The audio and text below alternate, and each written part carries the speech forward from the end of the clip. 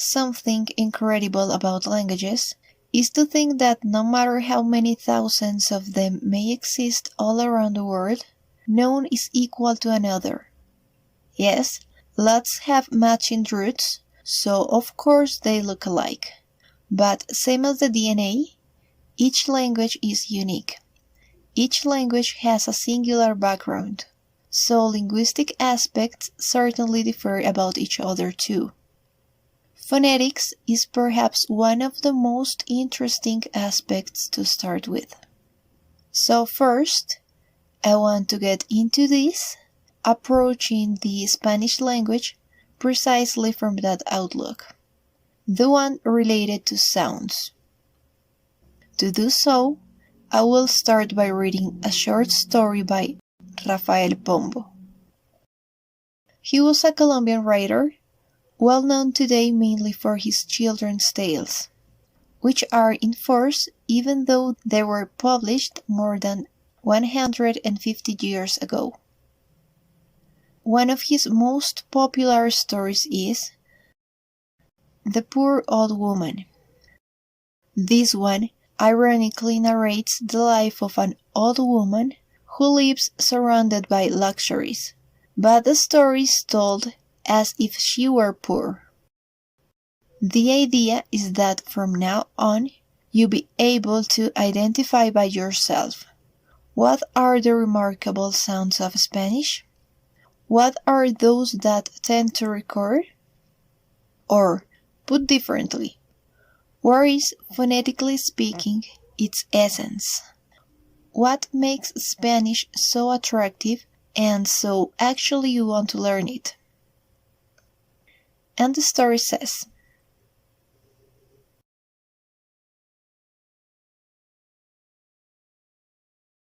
Érase una viejecita, sin nadita que comer, sino carnes, frutas dulces, tortas, huevos, pan y pez.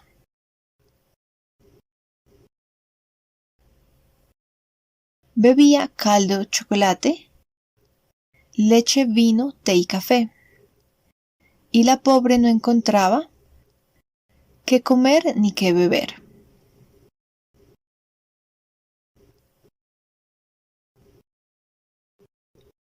Y esta vieja no tenía ni un ranchito en que vivir, fuera de una casa grande, con su huerta y su jardín.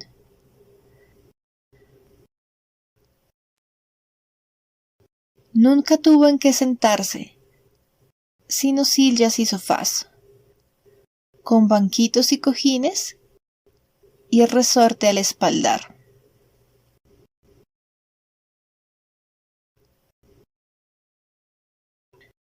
Y esta pobre viejecita no tenía que vestir, sino trajes de 1000 cortes y de telas 1000 y 1000.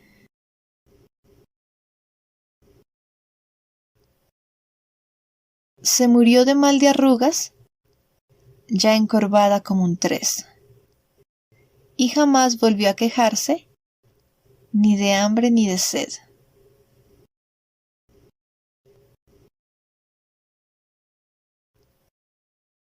Y esta pobre viejecita, al morir no dejó más que onzas, joyas, tierras, casas, 8 gatos y un turpial.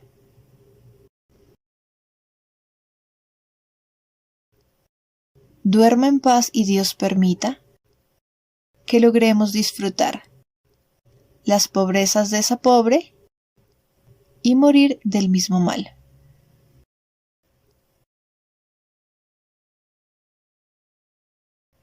Probably you are already able to identify some of those repeating sounds. So I will start with the analysis. Initially, there were a couple of consonant sounds standing out from the others. The first was the sound S. Érase una viejecita, sin nadita que comer, sino carnes, frutas dulces, tortas, huevos, pan y pez. Well, it has to do with the fact that this phoneme belongs to 3 letters, but only under certain circumstances that you will understand later. The second repeating sound is the. Curiously, this sound is one of the most challenging to pronounce for English speakers, as, although at first sight it may not seem so different from English, in fact it is. Duerma en paz y Dios permita que logremos disfrutar las pobrezas de esa pobre y morir del mismo mal. Did you notice the difference? This letter in Spanish is shorter and clearer. But if you listened more carefully, perhaps you realized that what really makes the Spanish language so particular are the vowels. They are clear, clean, and without the glide so common in English. Bebía caldo, chocolate, leche, vino, té y café, y la pobre no encontraba qué comer ni qué beber.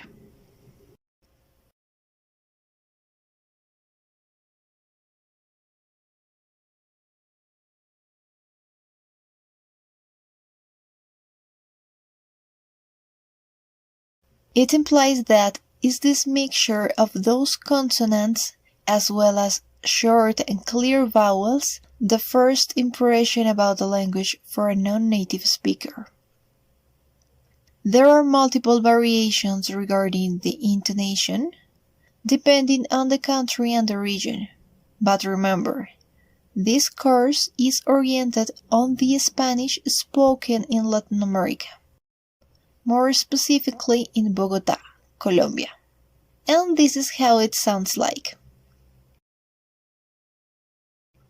I decided to open the lessons with this exercise as I truly consider that learning to listen to any language, even without understanding it at all, is a great starting point in this process. However, phonetics is only a tiny piece of everything you will learn from now on. And to give you an idea, I will reveal to you the 2 basic principles of this course. The first one, it will be synthesized. In less than 5 hours, you will build a solid grammatical basis. I cannot teach you everything, naturally. What I can actually do is to show you the essentials, the main premises about the Spanish language. The second one, all content will be rational, since there is a coherent sequence between the topics. For instance, I will explain to you the most important grammar tenses. Meanwhile, you will learn some complementary topics too, but always keeping that common thread so you don't get lost at any time. Finally, this is an overview of the course.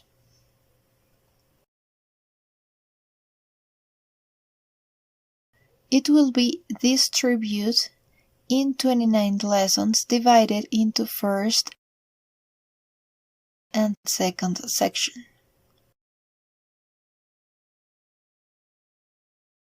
To close each section, I will read a short text where you can check and brush up on context the learned topics.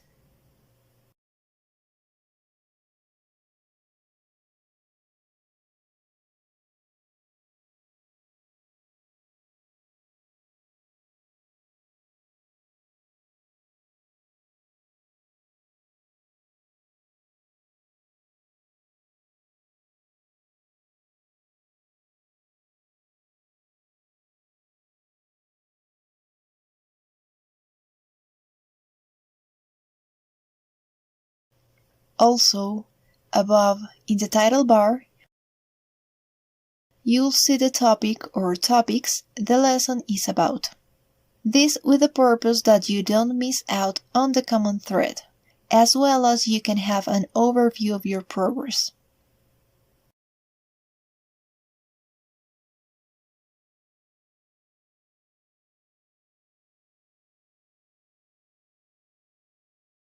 Learning a second language requires, along with all that knowledge, a lot of effort and discipline. But most importantly, the real intention and the wish to enjoy the whole process. So, before starting, I want to put forward some suggestions for you. First, don't hurry up, and take the time you need between lessons.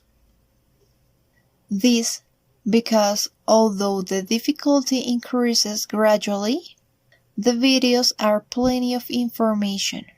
So as you watch them at the right pace, you will certainly memorize and assimilate all the content in a better way. And the second but not least recommendation is that alongside the course, get a tandem partner so you can have a conversation with. So you can develop your speaking skills from a really early stage. To give you an idea, once you reach either lesson number 8 or 9, I consider you will be ready to do so. Finally, it is vital from here on that you search for some engaging content so you really enjoy practicing Spanish with. It might be music, a TV show, a podcast, or any stuff you feel comfy about. This with the purpose that, from the beginning, you learn a large number of vocab from a wide variety of sources, as it will work as a complement to the lessons.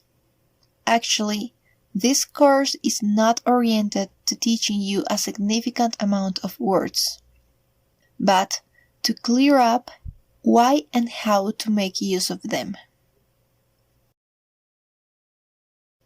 To close, and to give way to the course itself, I would really like to express that designing this course from scratch has been a great learning experience for me, and I hope it will be for you as well. So, welcome.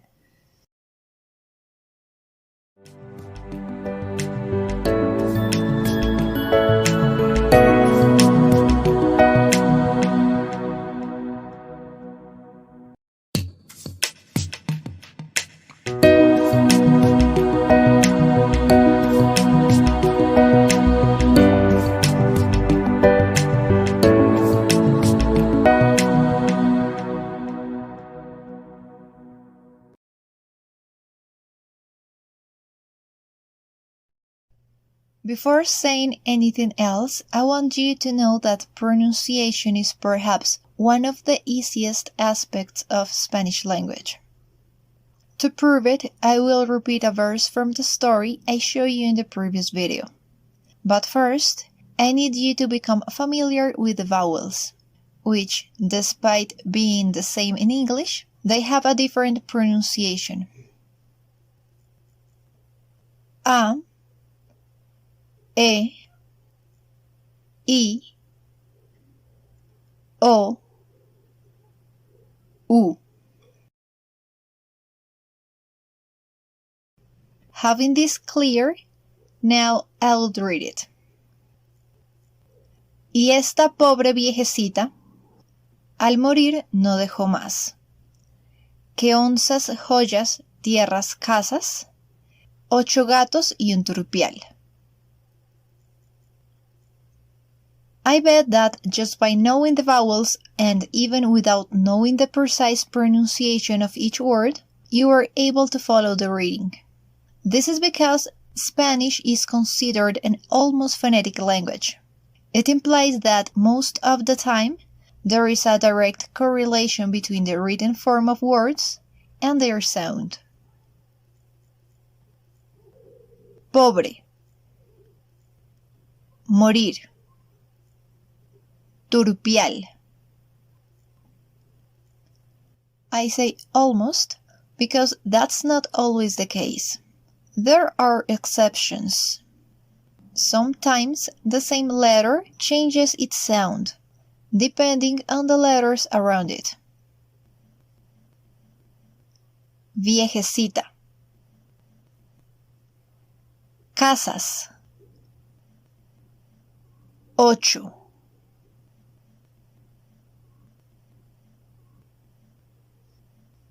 But it doesn't represent a problem. There are only some letters with special rules, and those rules are always applicable. It means that you will know the exact pronunciation of any word immediately, just by looking at it and knowing those rules. English, on the other hand, is not considered a phonetic language, since words are not always pronounced as they are written, and consequently, it is tougher, since it takes us more time and effort to learn it as a second language. Basically, English pronunciation is a matter of identifying patterns that tends to repeat and inferring the correct pronunciation. Down, now, brown, crowd. Even though, as learners, we can never be sure 100% about the correct pronunciation of an unknown word. Sometimes it is kind of volatile. Through, tough, thorough, thought, though. In conclusion, if we put it on a balanced scale, the fact that Spanish is an almost phonetic language implies a great advantage when learning, because it only means that it's going to be easier. So, it is time to find out all the rules I just mentioned and will allow you to pronounce any word in Spanish correctly, without any doubt. First, you will learn the basics of phonetics. The alphabet. Ours is made up of 27 letters, 5 of them vowels, which you already know.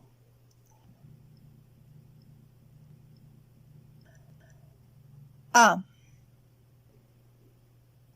B, C, D, E, F, G, H, I, J,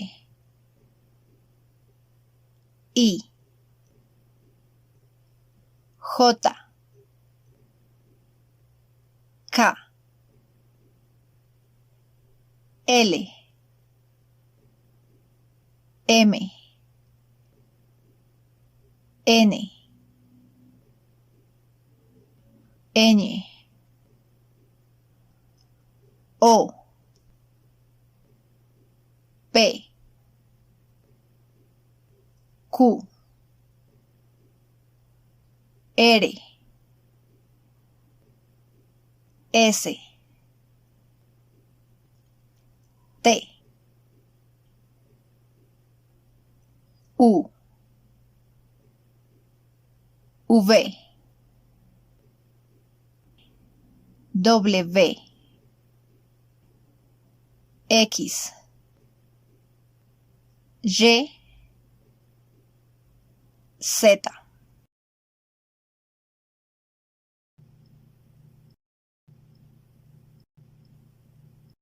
Next, I am going to stop only in the exceptions, or those letters that require certain attention and further explanation.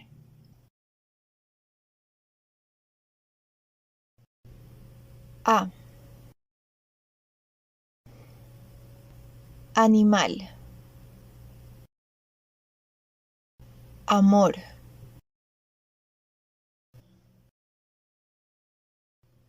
B, bandera, bruja.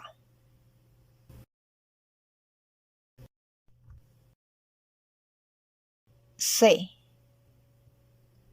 This letter has 3 sounds. K, S, Ch. Casa,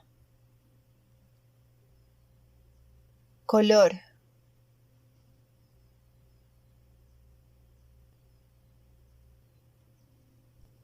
celebrar, cine,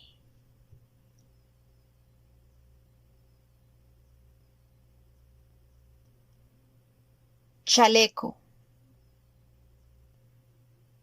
lechuga.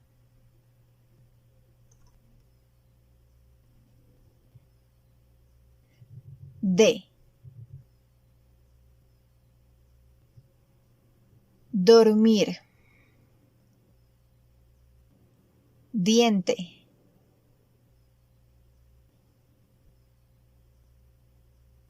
E,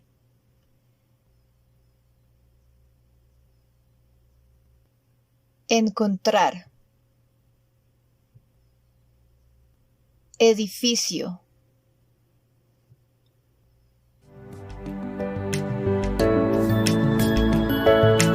F,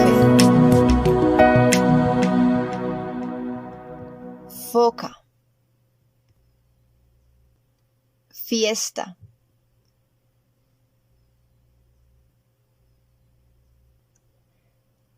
G. This letter also has 2 different sounds. G and H.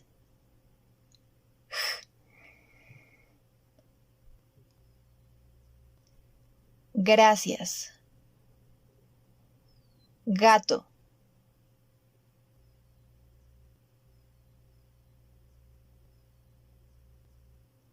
Gente. Gimnasio.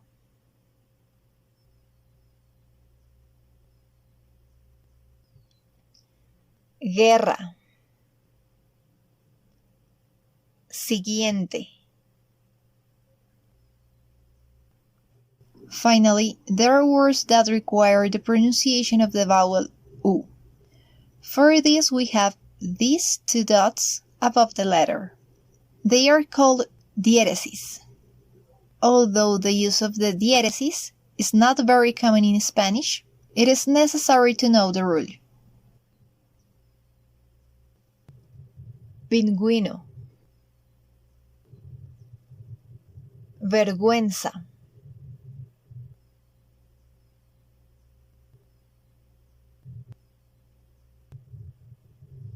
H.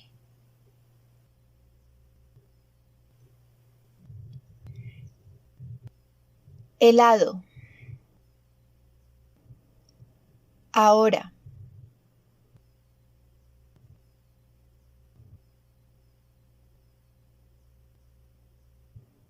Chaleco. Lechuga.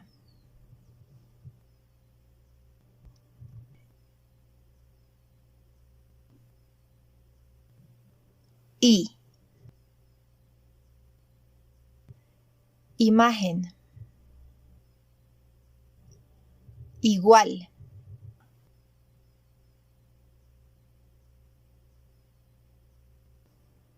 J. Jirafa. Juntos.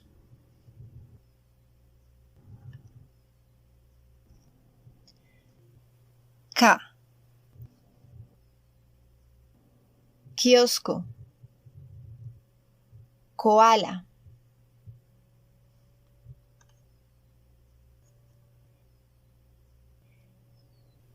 L. And those are the 2 sounds of this letter. L and L. Lobo, luna,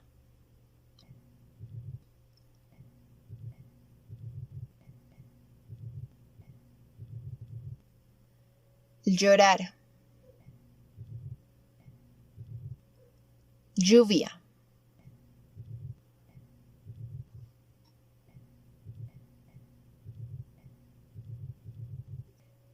M, manzana, mejorar,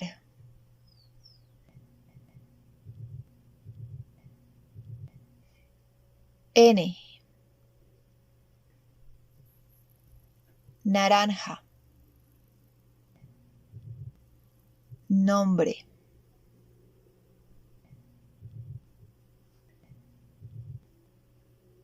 ñ. It is the only additional letter compared with the English alphabet, and it is perhaps one of the most interesting letters in Spanish. It was included in the dictionary only until 1803, but its origin dates back to the Middle Age. According to the International Phonetic Alphabet, its sound is represented by the symbol. To give you an idea, this sound has its equivalent spelling in other languages. For example, it represents the same sound n in French or Italian, as in the case of the word lasagna. Let's see some examples. Año, piña.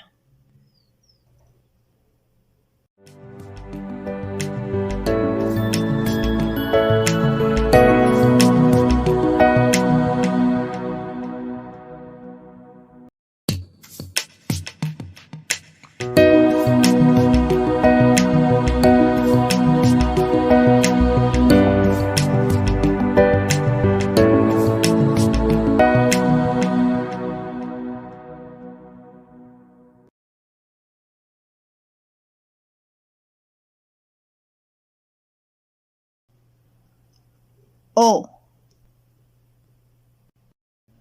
oso, oreja, P, puerta, preguntar,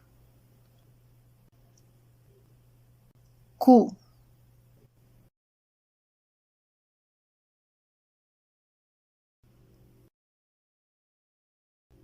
queso, maquillaje. Now, perhaps you are wondering if, like the G, the use of the diéresis is necessary. Well, the answer is no. Why? Because in the case the U needs to be pronounced, we have the letter C instead, which, as you know, corresponds to the same sound. Cueva.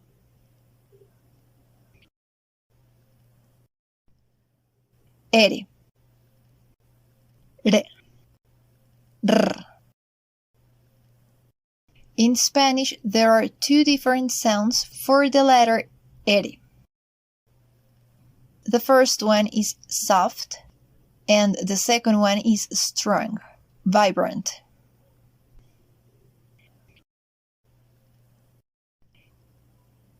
Trabajo. Mar.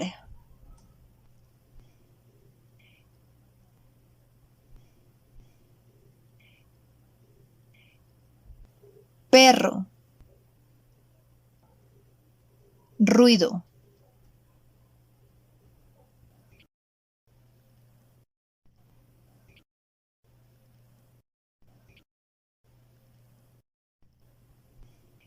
Reloj.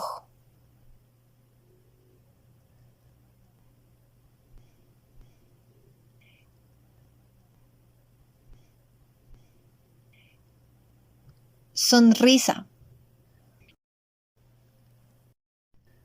Subrayar.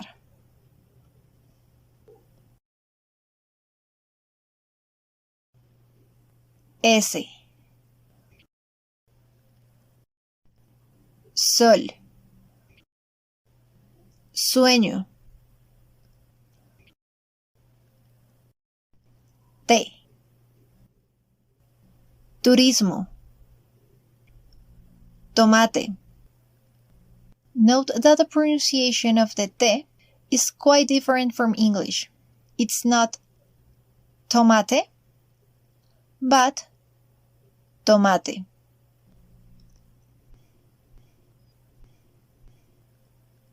U. Uva. Universidad. V. Vaca. Vino.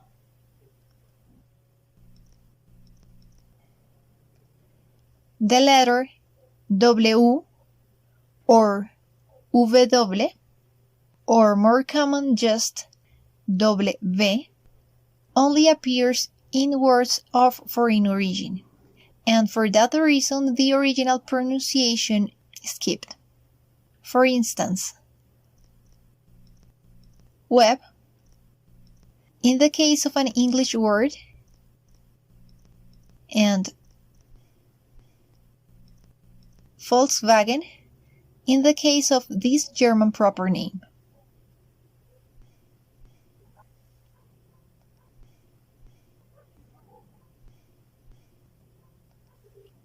X.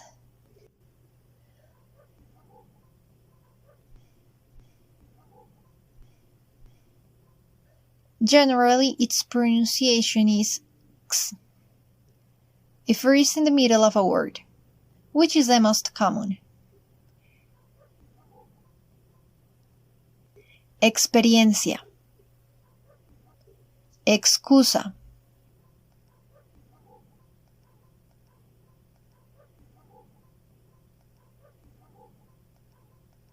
Xilófono.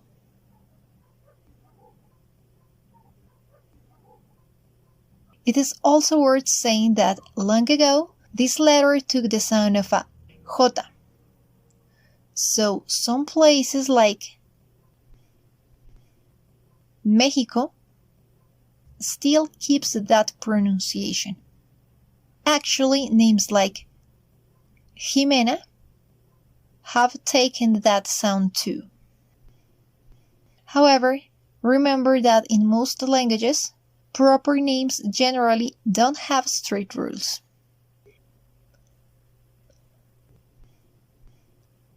J. J. I.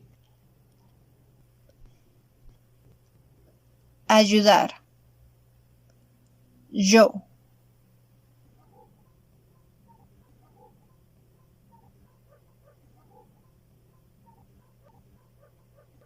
Ley. Rey. Y.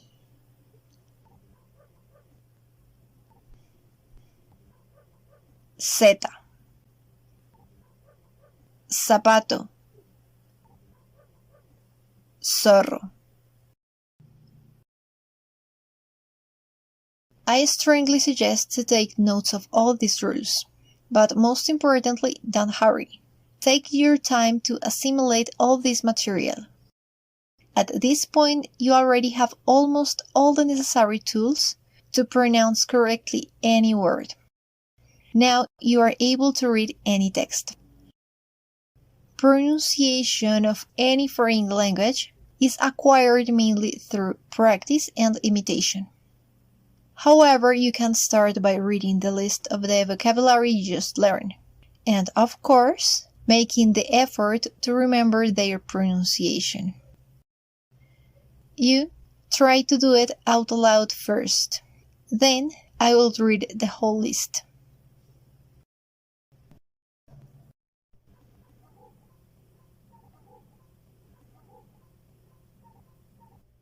Animal. Amor. Bandera. Bruja. casa, color, celebrar, cine, chaleco, lechuga, dormir, diente, encontrar, edificio,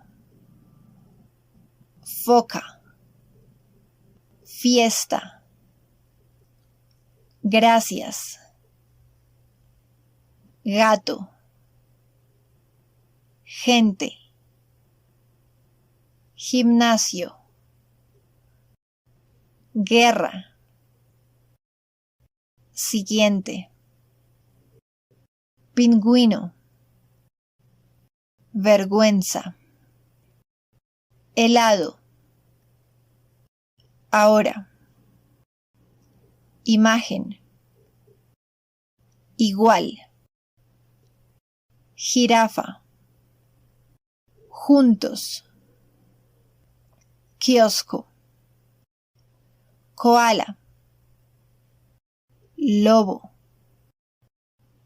luna, llorar, lluvia, manzana,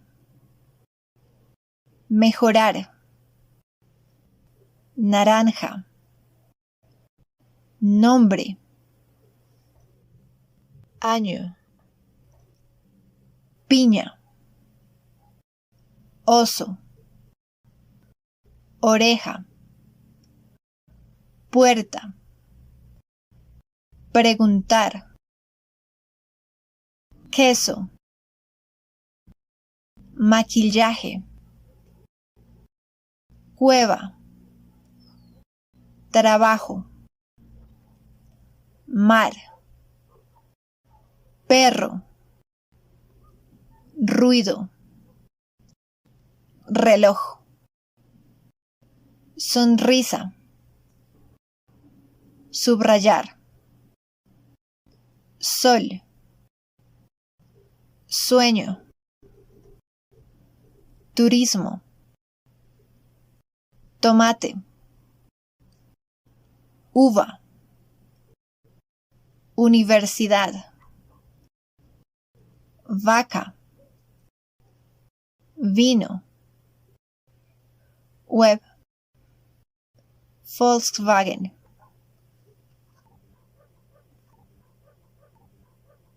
Experiencia, excusa, xilófono, México,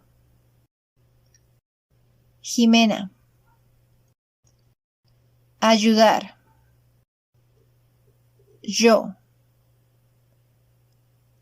ley, rey, y, zapato, zorro.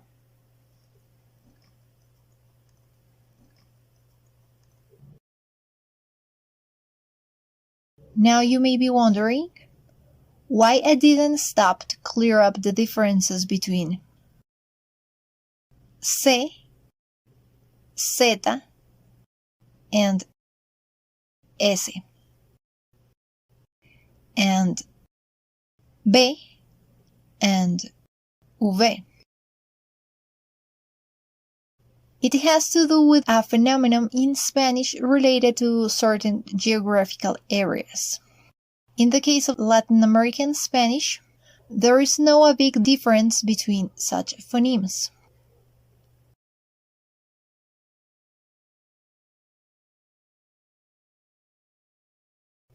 For instance, there is no phonetic variation between casa and casa, voto and voto. Keep in mind, this is a course aimed at learning Spanish spoken in Latin America, especially in Colombia.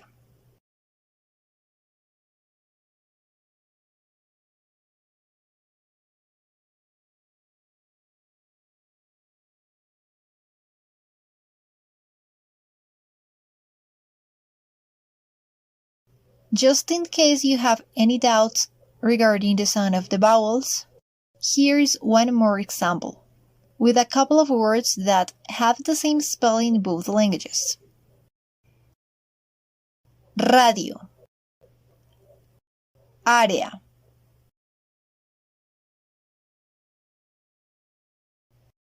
Well, actually the second one doesn't have identical spelling. There is a slight difference, and it is precisely about that difference that I'm going to talk next.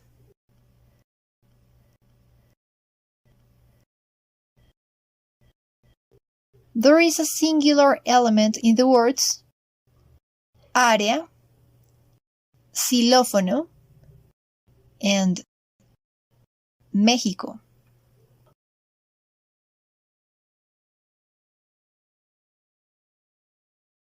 Well, this tiny line just above the word is called tilde. It works as an accent mark. It means it is used to point where the word stress is. Or in other terms, it denotes the precise point where the word must be pronounced stronger. So, for instance, we have the word limón. Its stress is on the vowel O, just right where the accent mark is. Limón, without an accent mark, is just wrong. There exist words, though, which are correct with or without an accent mark, but their meaning is completely different, and the pronunciation as well. It is not the same papa and papa.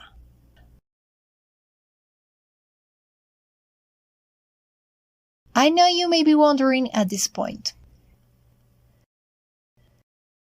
if all words have their stress somewhere, why only some of them have an accent mark? Well, the tilde works as a clue to know where the stress of a word is, and all you need is to decipher it. So it is possible to get the exact pronunciation of a word just by looking at it. In the same way, just by listening to a word, you will know if it has tilde or not.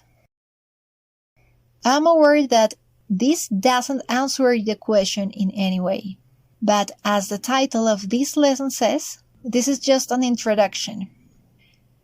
You know the importance of the accent mark, and it is enough until this point.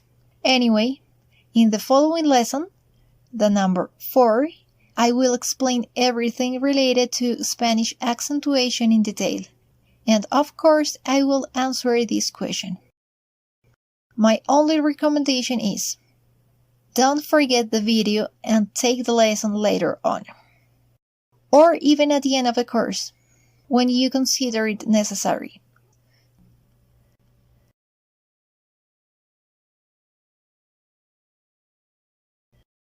So for now, you can skip to lesson number 5, where we will get into the subject and we will start talking about the structures.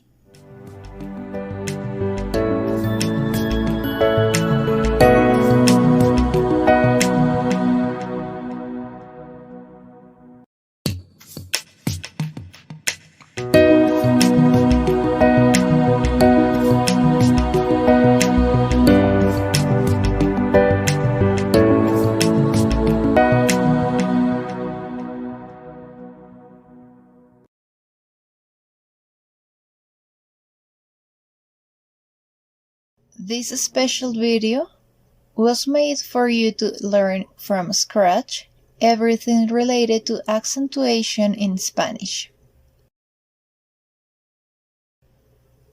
Remember, you can watch this lesson whenever you want, at the beginning, at the end, or even at any point all along with the lessons.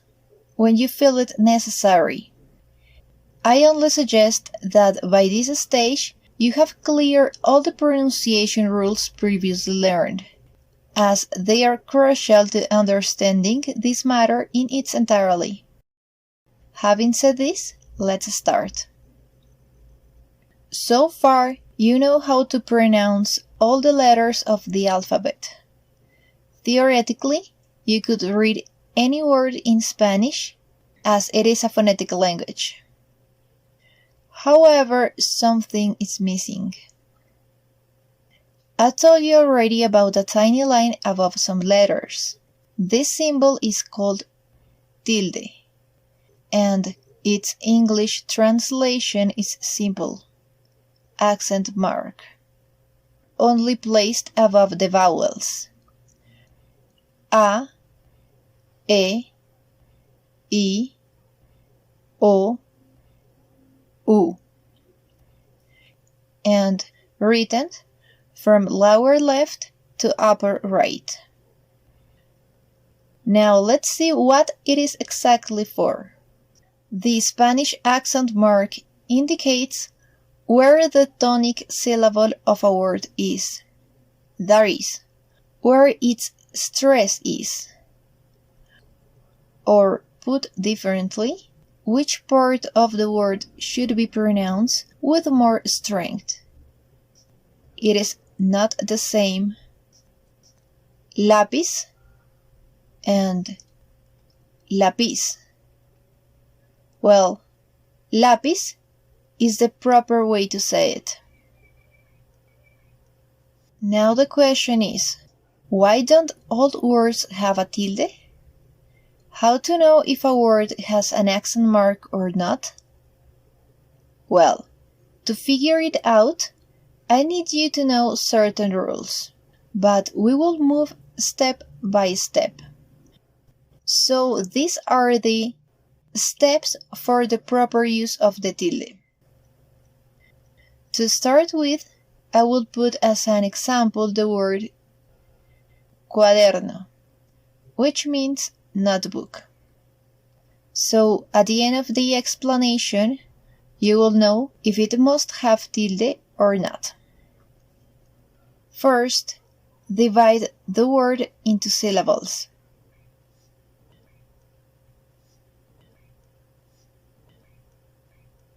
Let's see some examples. Palabra. Pa-la-bra. Each syllable is marked by a blow of voice. Ventana. Ven-ta-na. And now, cuaderno. But what happens when there are two vowels in a row, just like this?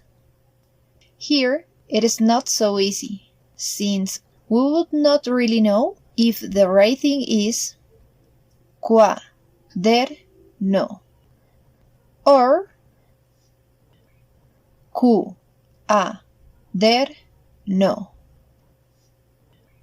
To know which division is the correct one, it is needed to understand three key concepts. They exist in English too, so perhaps you are familiar with them. However, they work kind of different in both languages. First of all, there are two groups of vowels. Those known as strong vowels, a, e, o, and weak vowels, I, U.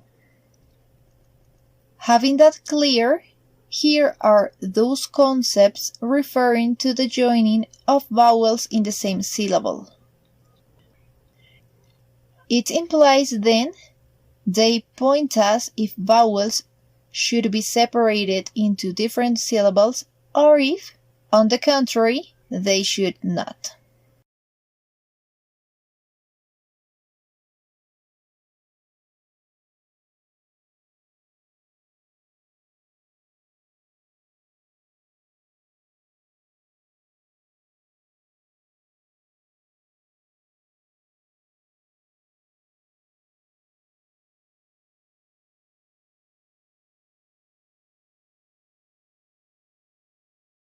ciudad, ciudad.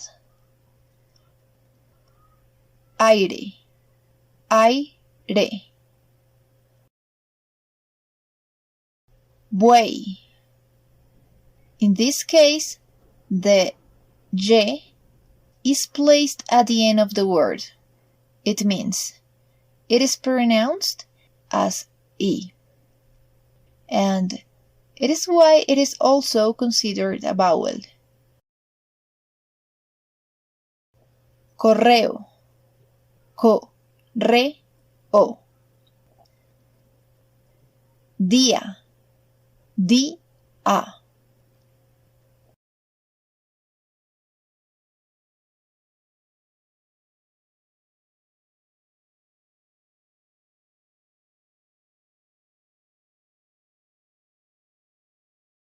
So the conclusion of this first step is: the proper syllable division of the initial example is cuaderno. Second, placing the word in a table from right to left according to the number of syllables. This table with descending numbers will help us to picture in a better way where the accent of the word is. In this case, for example, in the case of the example word, the stress is in position number 2. You know it because I pronounced it correctly from the beginning. It is not cuaderno, cuaderno. The proper way to say it is cuaderno. Third, apply the general rules of accentuation in Spanish. If the accentuation of the word is in position number 1, it only carries tilde if the word ends in N, S, or vowel. If the accentuation of the word is in position number 2, it only carries tilde if the word does not end in N, S, or vowel. If the accentuation of the word is in position number 3 or 4, there are no specific endings since here the tilde is a must. There exists even a fifth position in which the tilde is also mandatory, but 5-syllable words are not very common, so I didn't include it.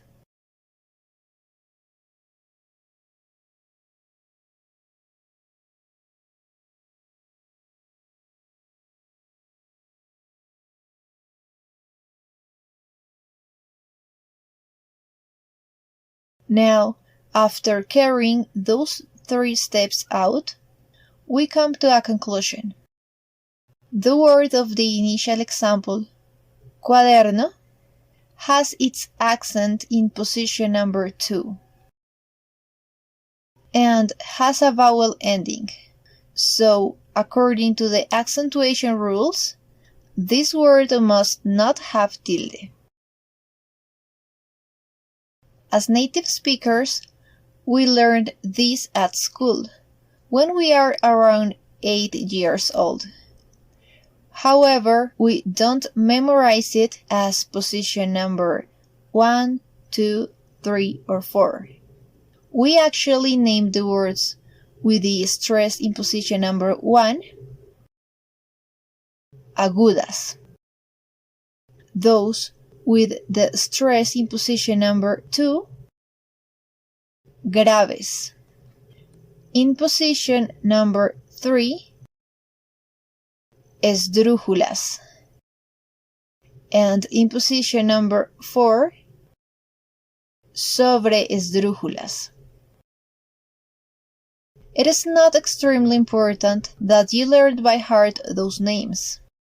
What really matters here is that you finally understood why only some words carry tilde and the others don't.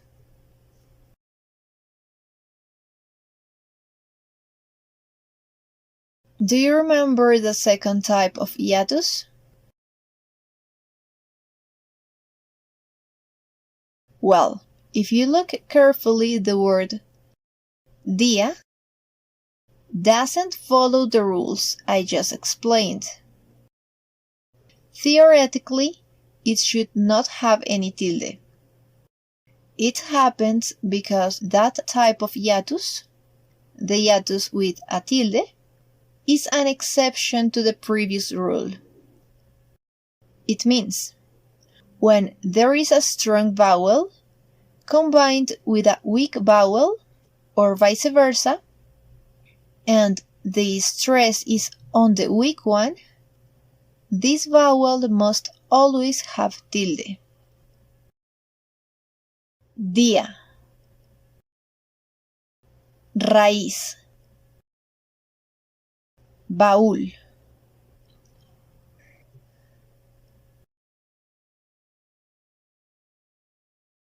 Before continue, it is worth clarifying that Spanish accentuation does not make the language harder, as you may think by this point. Contrarily, it is of great help for Spanish learners, as in terms of accentuation, it is possible to determine how to write a word just by listening to it. And in the same way, it is possible to determine how to pronounce a word just by reading it. All this thanks to the use, or not use, of the tilde. And I am going to prove that for you right now. Let's start with the first statement. It is possible to determine how to write a word by listening to it. You know already the general rules of accentuation and all the letters of the alphabet. Now you are more than ready to do the following exercise. Next, I will dictate and spell words for you. The idea is that you write them all down and point out where you hear the word stress. Then you can pause the video so you slowly analyze one by one which of them have tilde and which not. Finally, I will show you the right writing of all of them. Let's get started.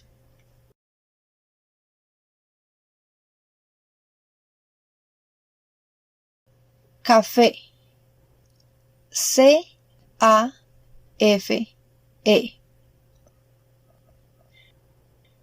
Felicidad. F-E-L-I-C-I-D-A-D.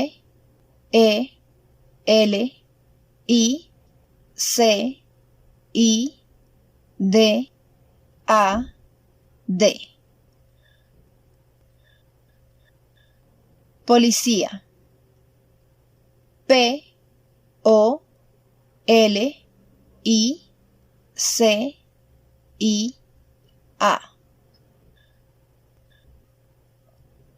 Puerta. P-U-E-R-T-A.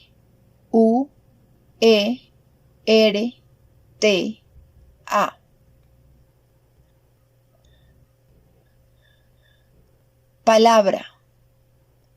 P-A-L-A-B-R-A.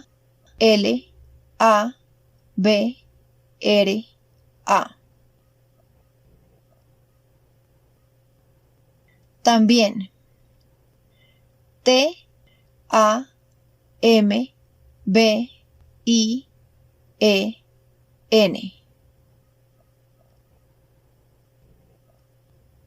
Amor. A-M-O-R.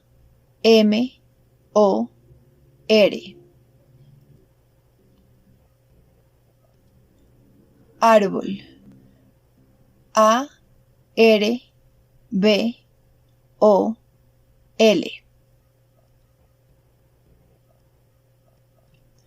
Animal. A-N-I-M-A-L.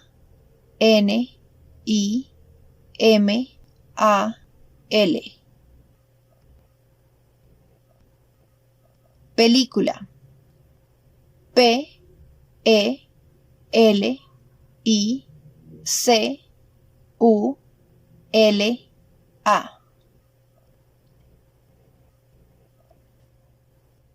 Leer. L-E-E-R.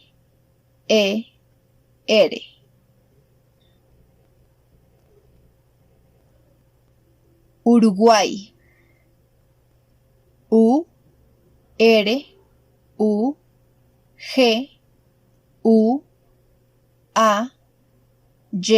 or Y.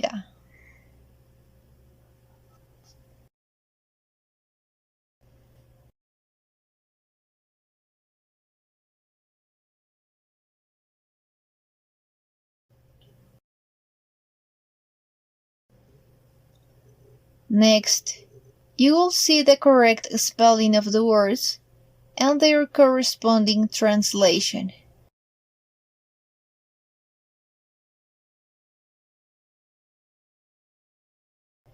And now, if required, their syllabic division, placement of their stress, and a brief explanation of each one.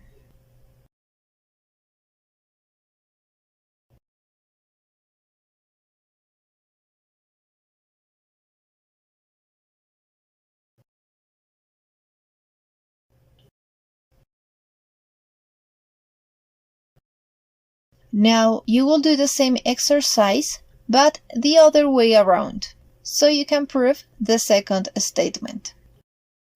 It is possible to determine how to pronounce a word just by reading it.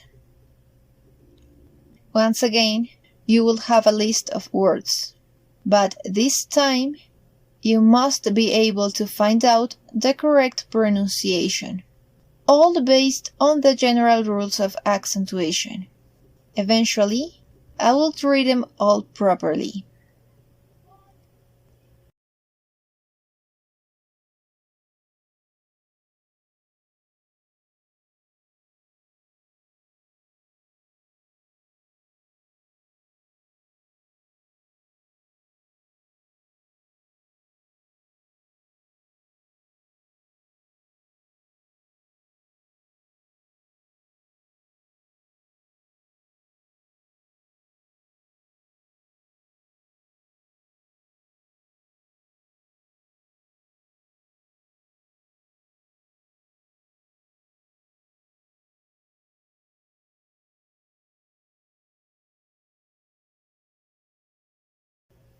Cámara. Ángel. Amistad. Sábado. Aprender. Cárcel. Comida. Televisión. Ágilmente. Queso. Aeropuerto. Martes.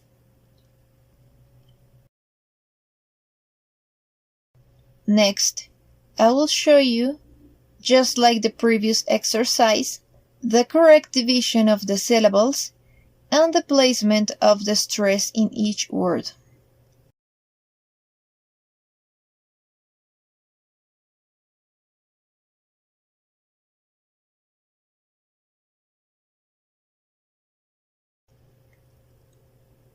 As you could realize, the tilde helps a lot for fluent reading.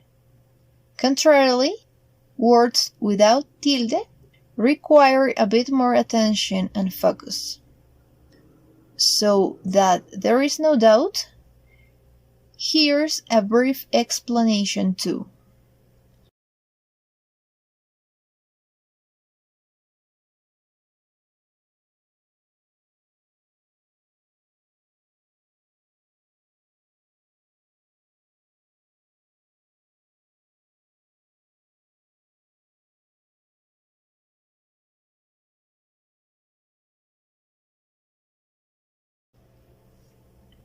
All this is a matter of understanding those rules in their whole, and just like everything, a matter of lots of practice.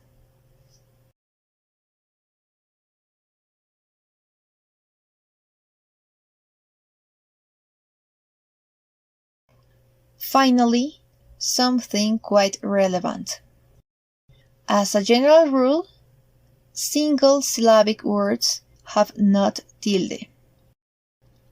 Sol, tres, luz, for instance. However, as usual, there is an exception to the rule. It turns out that an accent mark or tilde also assumes another role. Make the difference between words that are pronouns and spelled in the same way, but differ in meanings. So putting a tilde is a way to avoid any confusion. Here are some examples. De, el,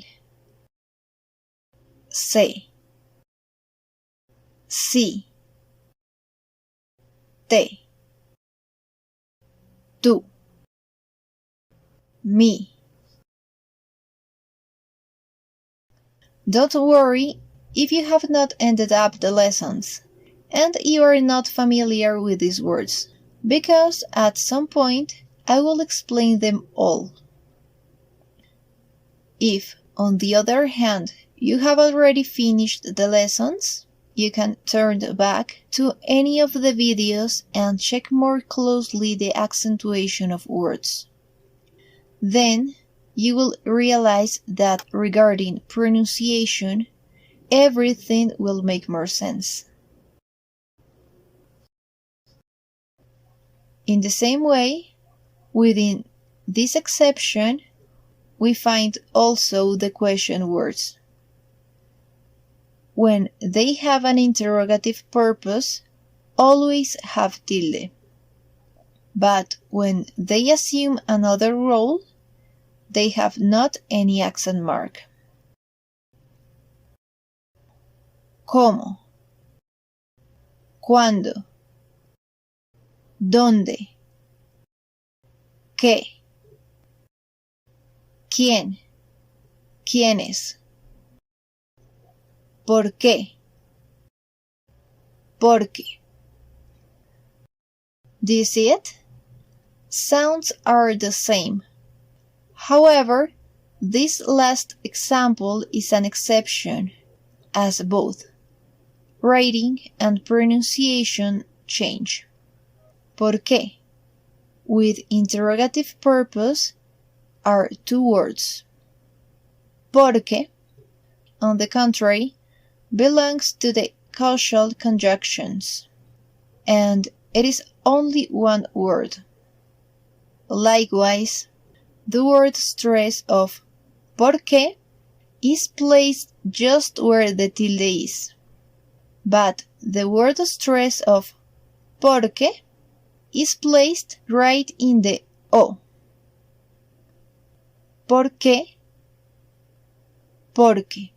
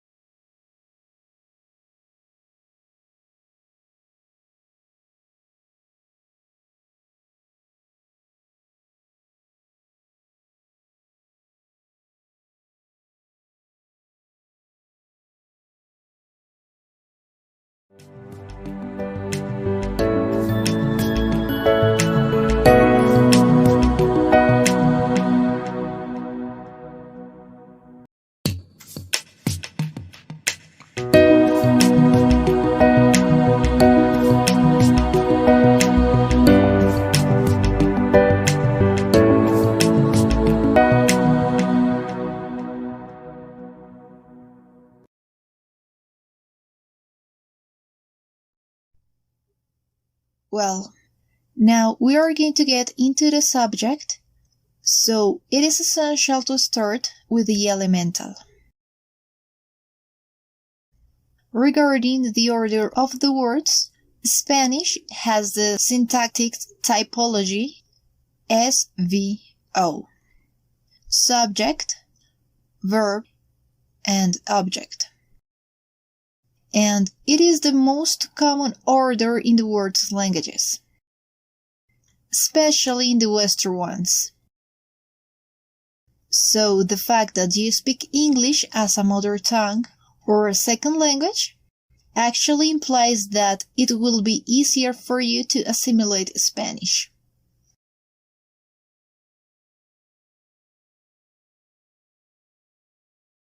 Tú comes frutas. Subject, verb, and object. Now let's talk about the most significant particle of any language, the verb. In Spanish, we have 3 moods, or in other terms, 3 ways to state an action.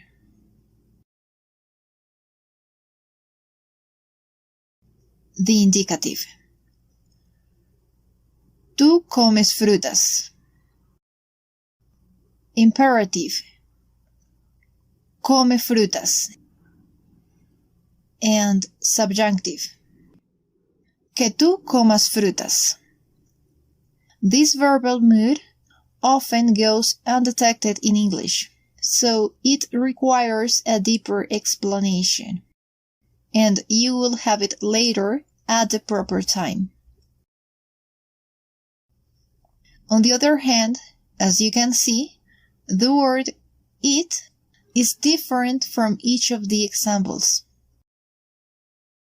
This is because here this verb is already conjugated. So now the question is, how to say just to eat in Spanish? How to know when a verb is in its pure form and when it is conjugated? Well, we are going to continue talking about verbs, but this time not moods, but forms. And we will initiate with the purest form of the verb, the infinitive.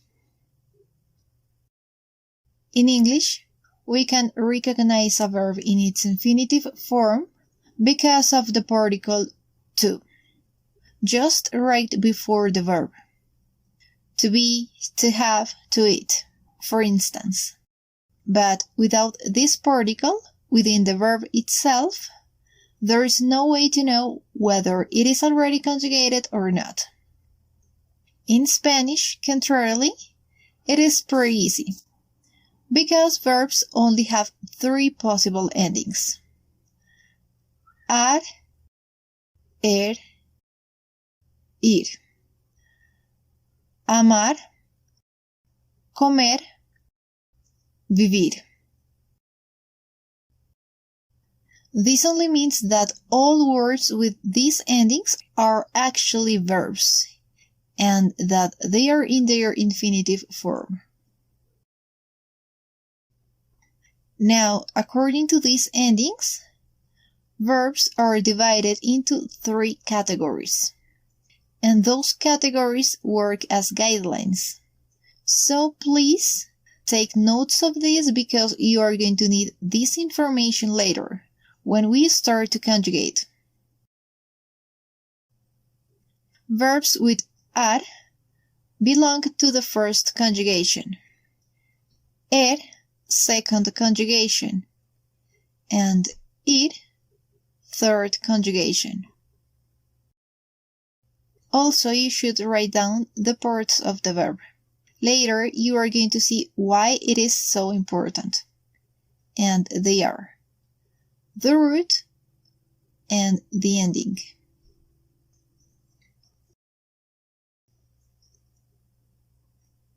And well, with this information, it is already possible to go further and talk about verb tenses. Spanish has 16 verb tenses, which are in fact a lot. But I truly believe necessary that you see this full picture from the beginning, so you'll be able to dimension what you are really getting into. I know that at first glance, it may seem complicated, but everything is based on two categorizations. Tenses belong to the indicative or subjunctive mood, and they also can be either simple or compound. However, I will talk about it later on. So you will figure out that their names are directly tied to their roles. So just like in any language, it's not all about learning by heart the names of the tenses, but that you can be able to understand when and how to use each of them. Even so, here you will learn 7 of those tenses. The ones I consider in my experience as a native speaker are quite enough to reach an advanced conversational level. However, with the basis that you will have by the end of the course, I assure you that you will be capable to deduce all the other tenses, but this time in a fully intuitive way.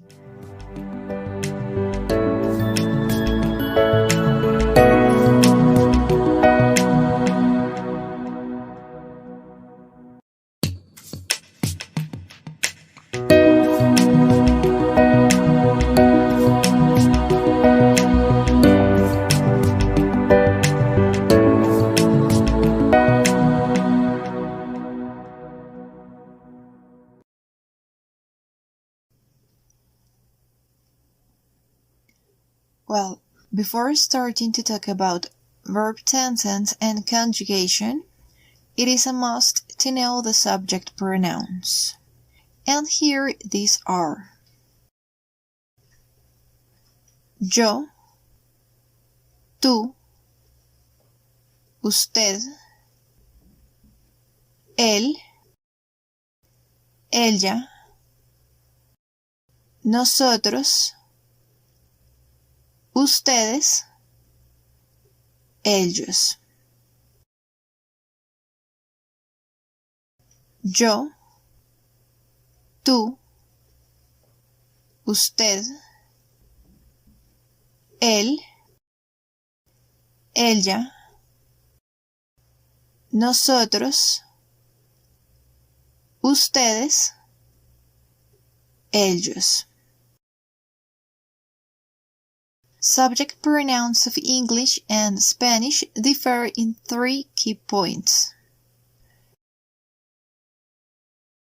Spanish has 2 forms for you, tú and usted. Tú is generally used in an informal environment, and usted, on the contrary, tends to be more formal. I say generally, as it is not always that way. It is a matter that depends on the context and the sociocultural background. Important to point out that usted is used to talk to only one person and ustedes to talk to 2 or more people.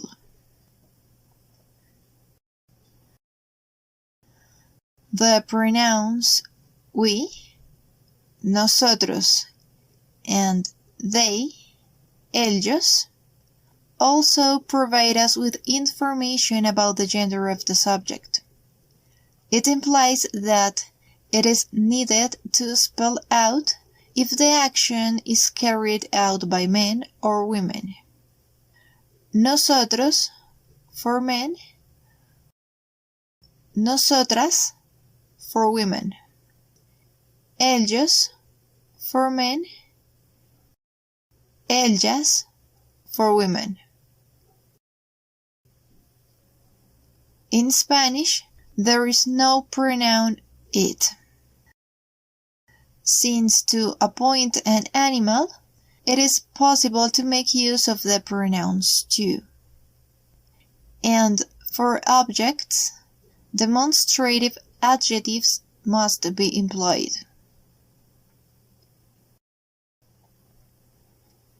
If there are men and women in the same group, what is appropriate is to express in masculine.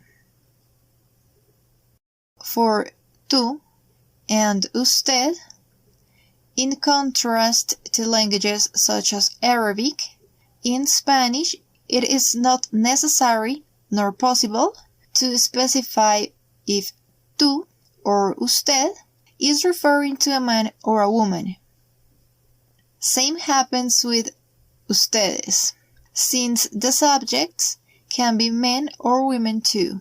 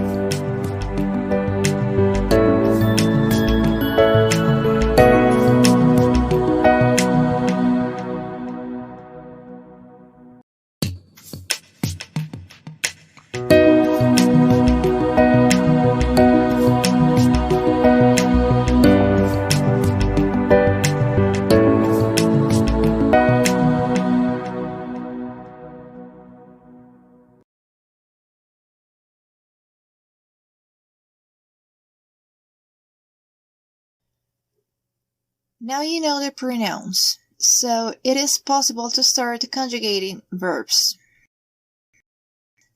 The first thing you will learn is the present tense, and remember, it belongs to the indicative mood. This tense describes actions that take place of course in the present or that are habitual. To start with, you must know that as in English, there exist regular and irregular verbs. Those that follow certain rules and those that don't. Do you remember the three categories divided according to their ending? Well, in Spanish, the regularity is actually linked to this fact. It's pretty simple. Regular verbs modify their ending, leaving the root untouched. Comer.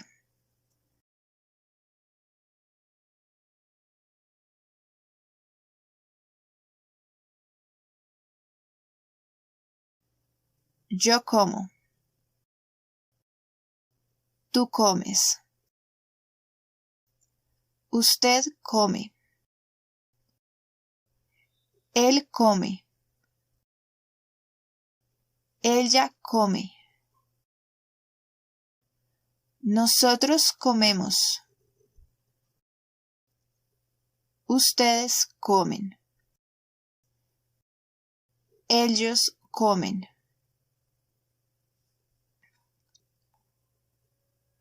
As can be seen, there are 5 forms of conjugation for the 7 pronouns. So, to make things easier, from this point on, I will bring together those that share the same ending. As a result, we obtain the following table.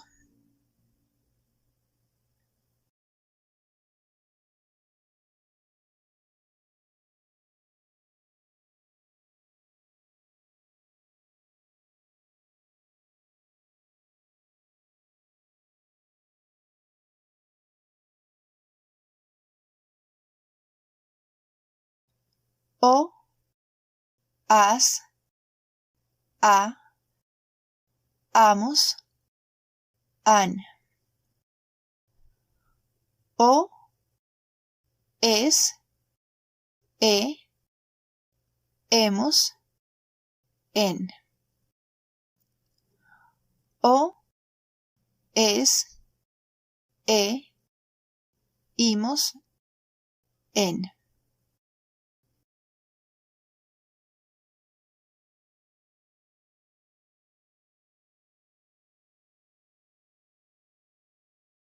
Let's take a look at some examples. Caminar, which means to walk. It belongs to the first conjugation. Yo camino. Tú caminas. Usted, él, ella camina.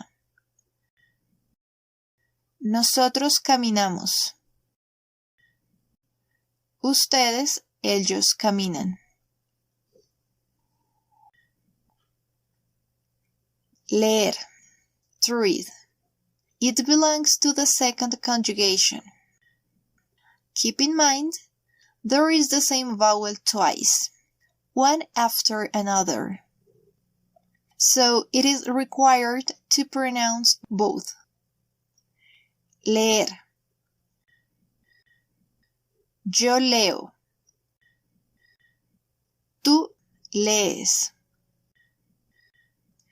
Usted, él, ella lee. Nosotros leemos. Ustedes, ellos leen. Finally, here is the verb escribir, to write. Yo escribo. Tú escribes. Usted, él, ella escribe. Nosotros escribimos. Ustedes, ellos escriben.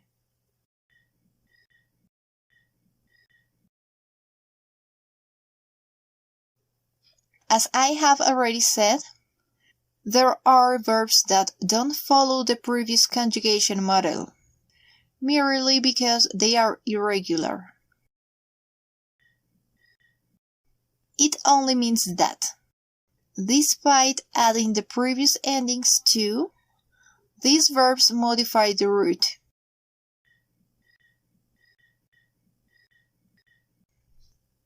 There are verbs that change the root in just one of the pronouns.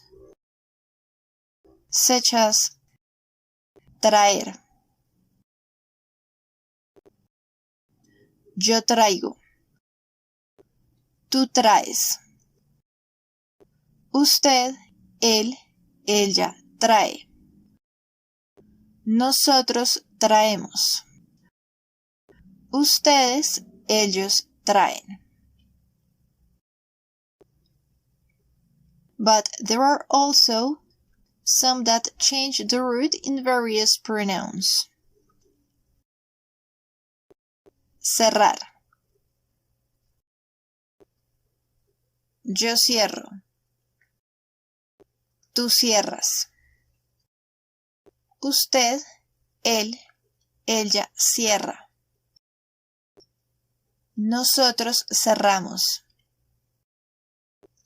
Ustedes, ellos cierran. There are even others so irregular, as they change completely without following any rule or table, such as the verb ir. Yo voy. Tú vas. Usted, él, ella va. Nosotros vamos. Ustedes, ellos van. But don't worry, these kind are only 3.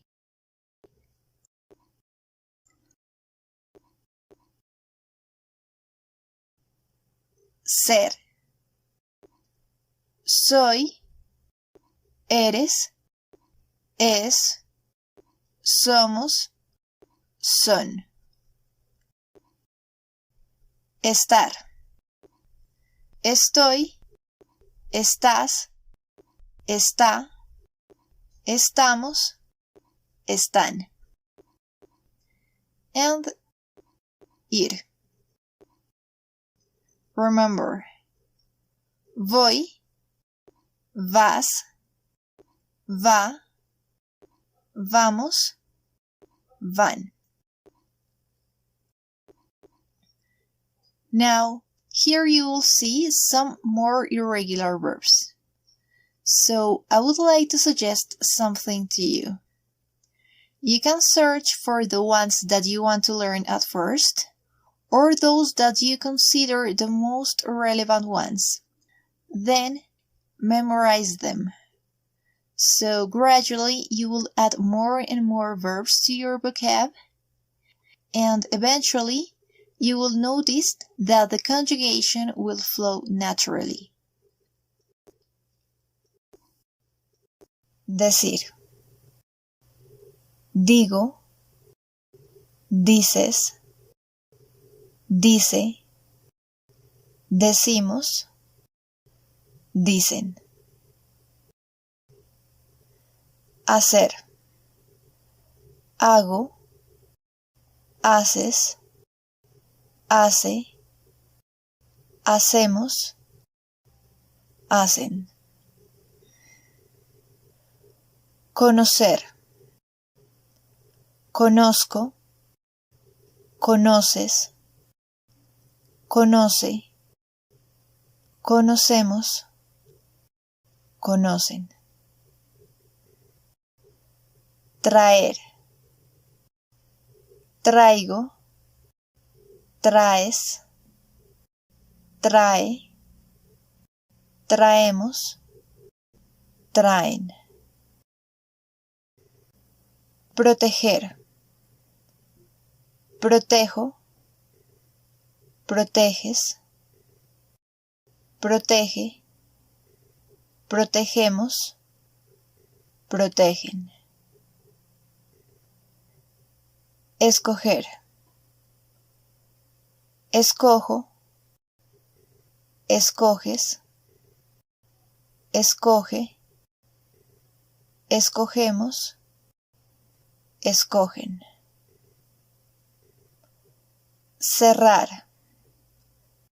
Cierro, cierras, cierra, cerramos, cierran. Dormir, duermo, duermes, duerme, dormimos, duermen. Jugar, juego, juegas, juega, jugamos, juegan.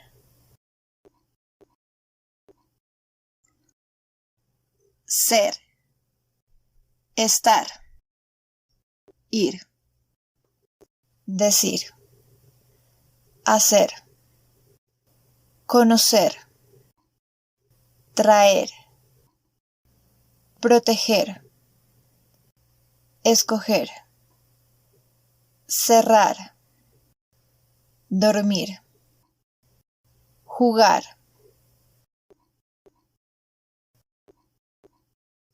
At this point, it is needed to clarify that in Spanish, there is not a group of regular and another of irregular verbs. The same word can be regular in present, but irregular in future, imperfect, or in any other tense, and vice versa. Therefore, I want to let you know that from now on, the attached material of the course will be fully useful to you. Since out there, you will find a table with all the verbs that I will mention all along with the lessons. There, you will find expressly this practical stuff. Additionally, the graphics include relevant material that will surely be helpful to have on hand. So, feel free to download it right away.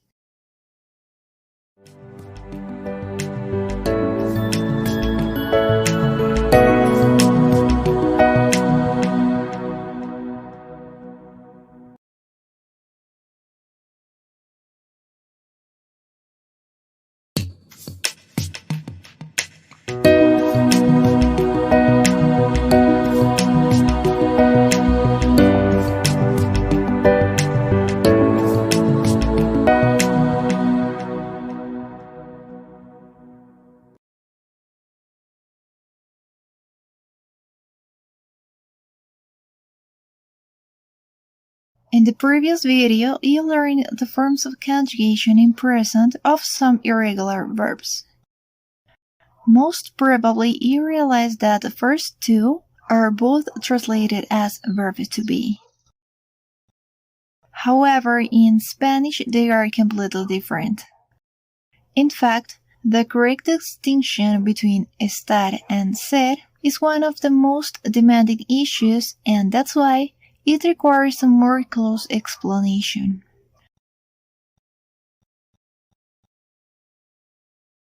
Now the point is, why come into existence these two verbs?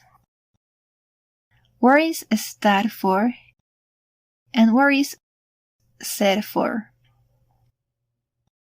To get a response to those questions, it is crucial to go back to the origin. Spanish is a Romance language. It means it belonged to the languages that emerged as an evolution of one of the many spoken in the Roman Empire. From the Latin, in particular from Vulgar Latin. Therefore, to comprehend some words, we need to dig into their Latin roots.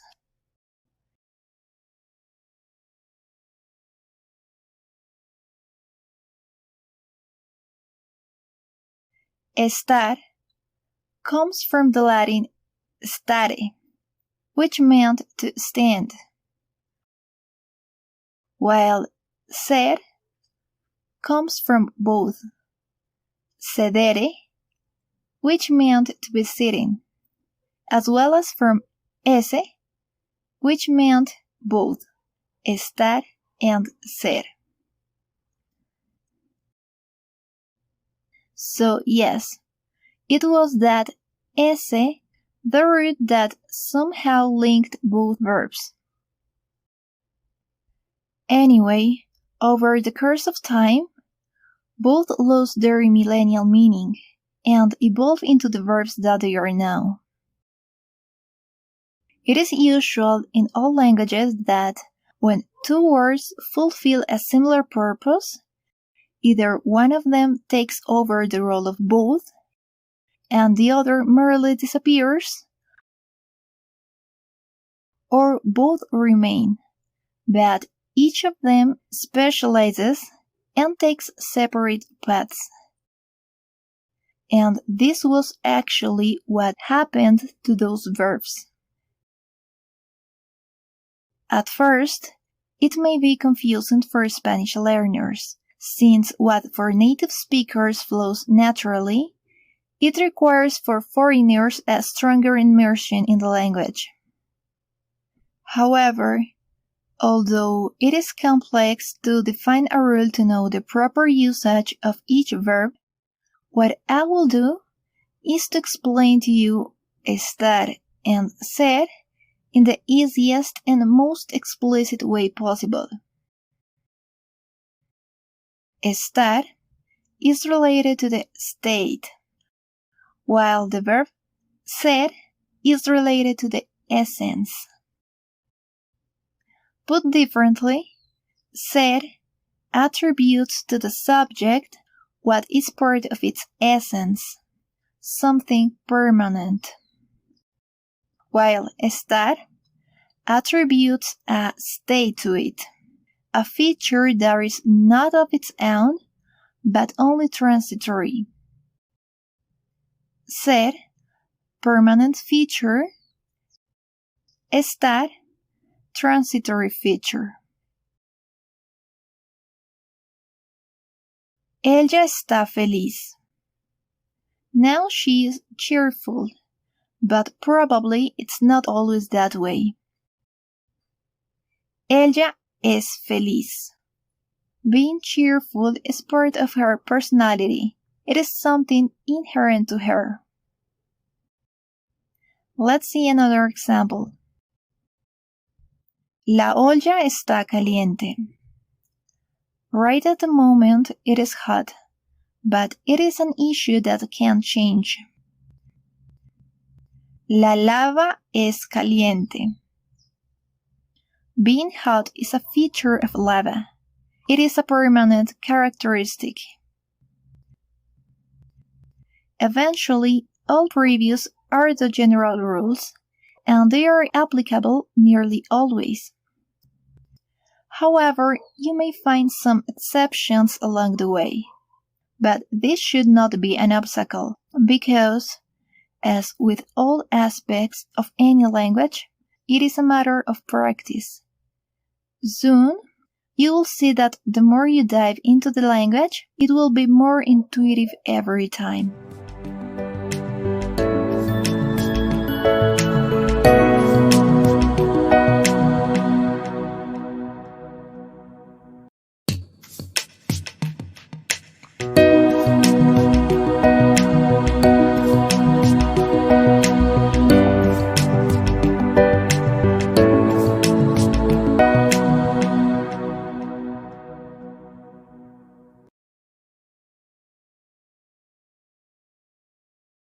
During the current lesson, I will talk about the gerund.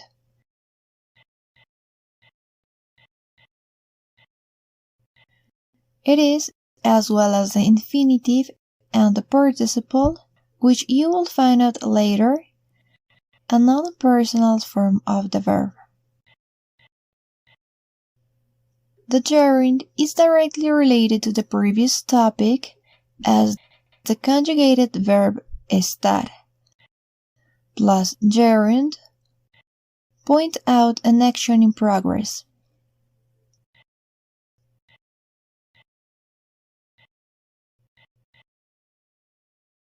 A regular verb in infinitive becomes a gerund just by adding ando to the root of an ar-ending word and yendo to the root of an er-ir-ending word.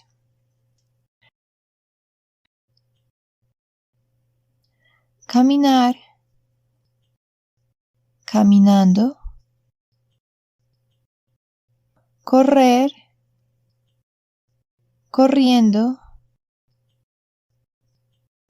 Vivir, viviendo.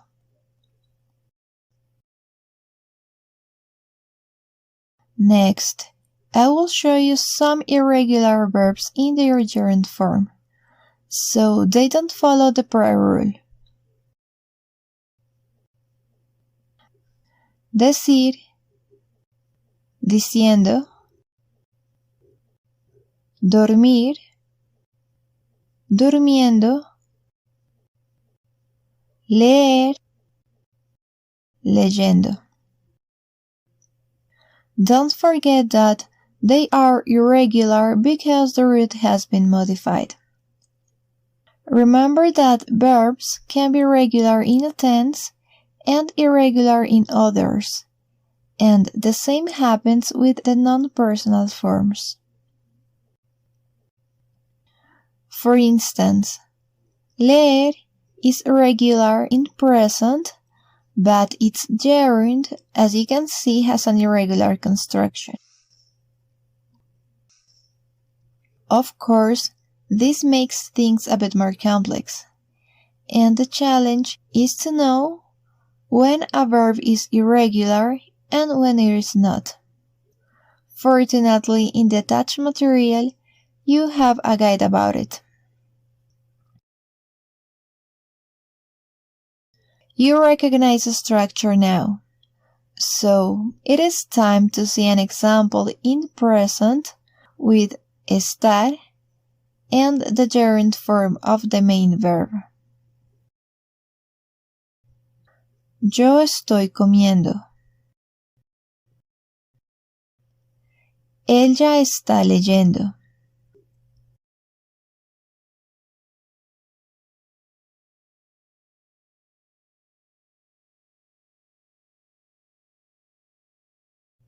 As shown, it is exactly the same as the present progressive in English. However, must be clarified that in Spanish, this structure is not considered a verb tense, as in the case of its equivalent.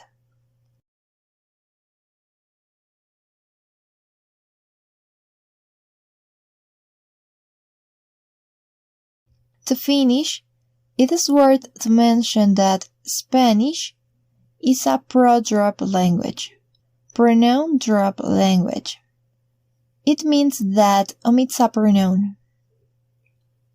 That's the reason why it is not required the appearance of an explicit subject.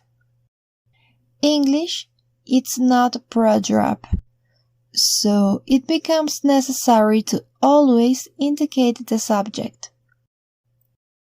She is eating. In Spanish, in contrast, it may be possible to state ella está comiendo or está comiendo. And both sentences are right. So, how do you know who the phrase refers to? It is that simple. The verb ending will give you a clue.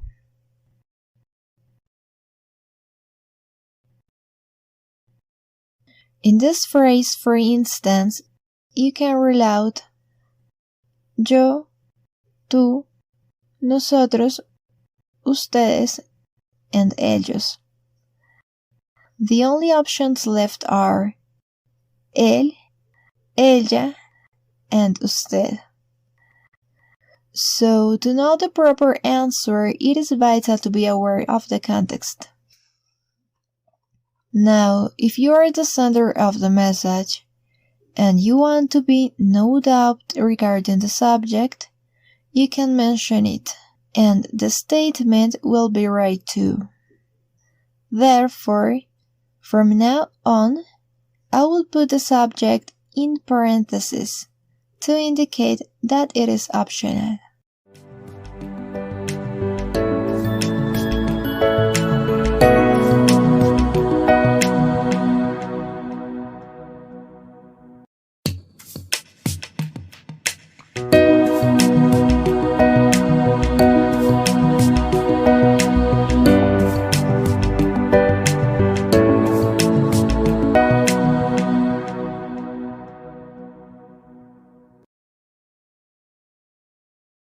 Later, we will return to other verb tenses.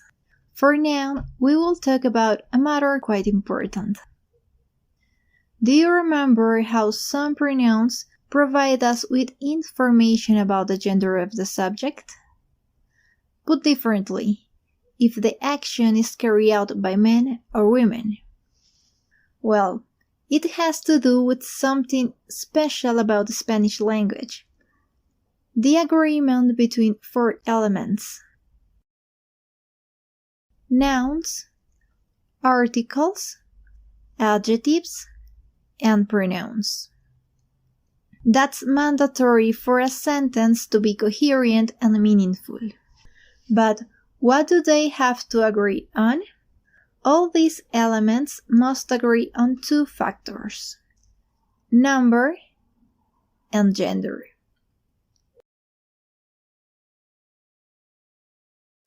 Having that clear, we will start to talk about nouns. As I just said, nouns must agree with the other elements in number and gender. So I will get started explaining everything about the number. Regarding the number, there are 3 basic rules to transform nouns from singular into plural. Rule number 1. Words ending in a, e, I, o, u, or a with accent mark and e with accent mark too, build a plural by adding the letter s. Libro, libros. Rule number 2. Words ending in consonant build a plural by adding es. Tren, trenes. This is a spelling tip. When the consonant is zeta, when forming the plural it must be replaced by the letter c. And then you should add es. Lápiz, lápices. This is a phonetic tip. Remember that the letter y commonly has the sound j, as in yeso or ya. However, when it is placed at the end of the word, ley, rey, its sound corresponds to the vowel I. Well, in the case of words with I ending, as ley, plurals are made by adding es, just as the rule indicates. It is because, although sometimes it works as a vowel, it is still considered a consonant.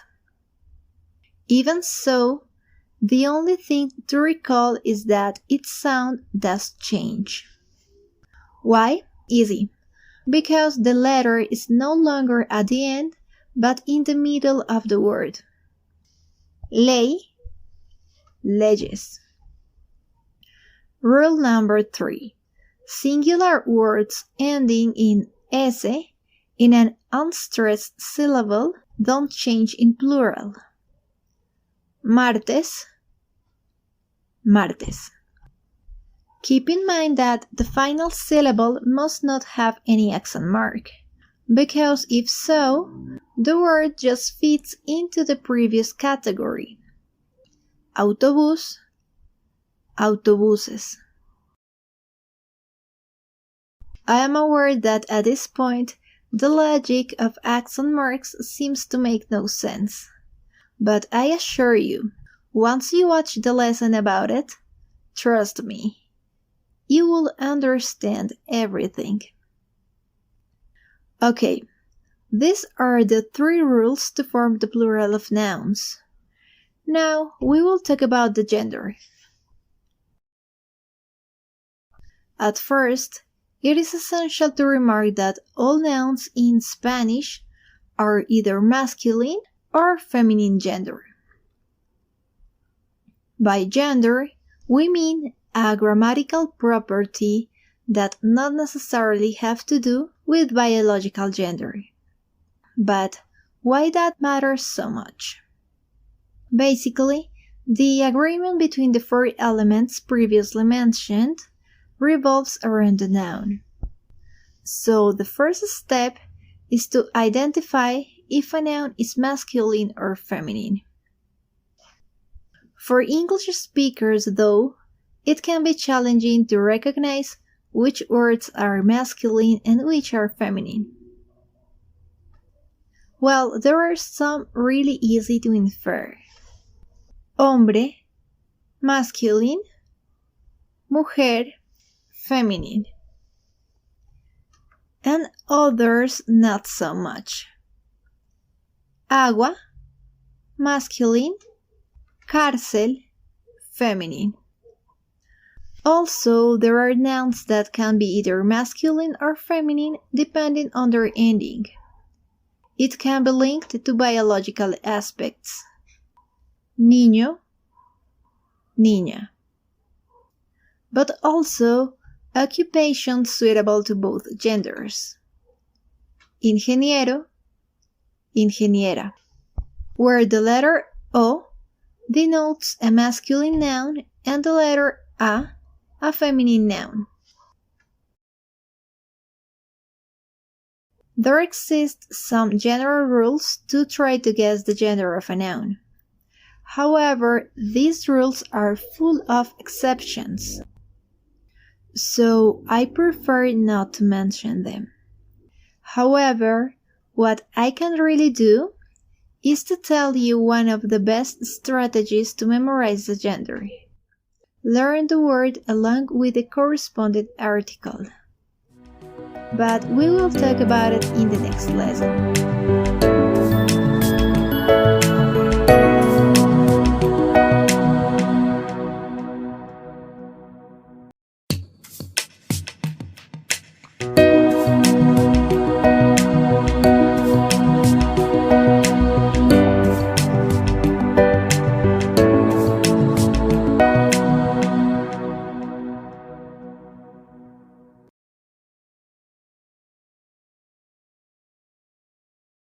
This lesson is about articles, and we will start with the defined ones. First, they correspond to the word the in English. This is really clear and simple, so we will see the variations regarding gender and number in the same table. Let's start.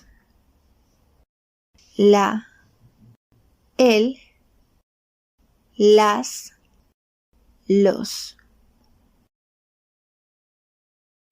La carta, el carro, las cartas, los carros.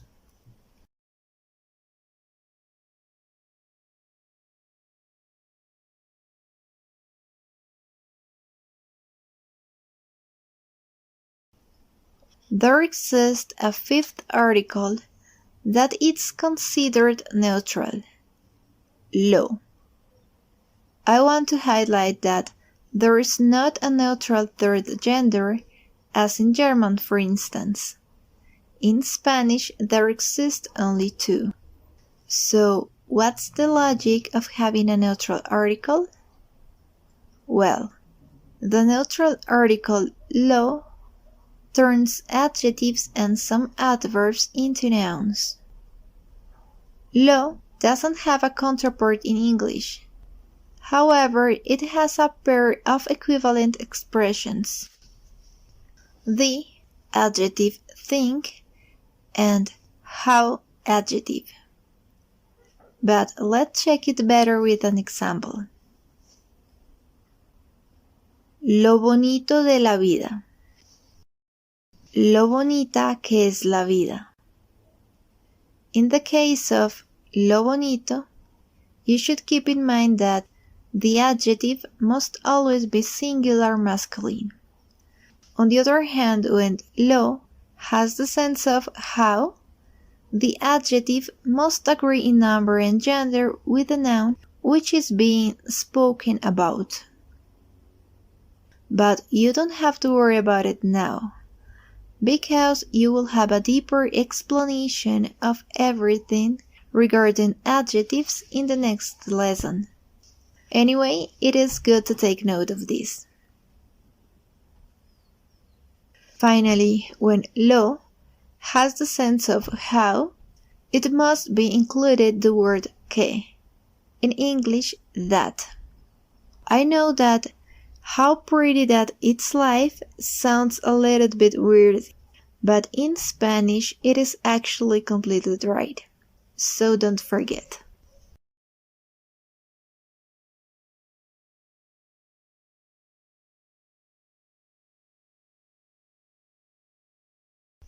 Articles are required most of the time. Lo bonito de la vida. Lo bonita que es la vida.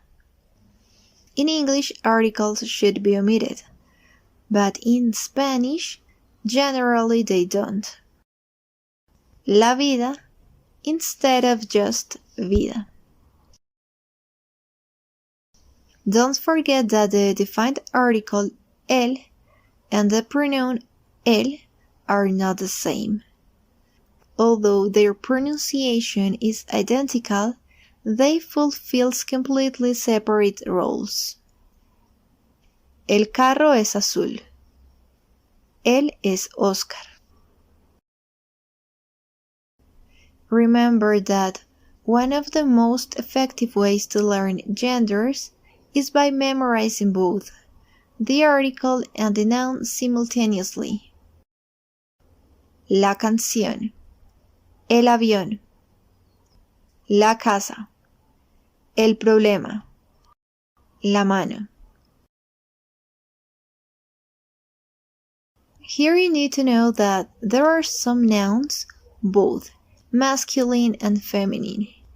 However, depending on the article, it changes completely its meaning.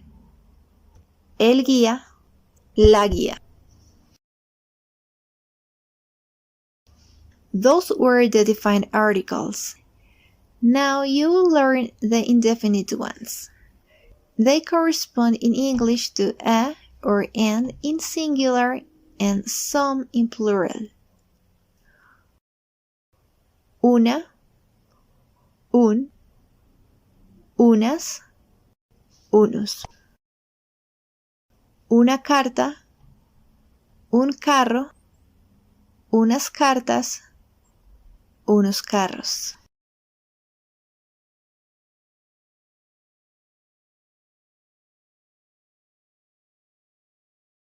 And that's it.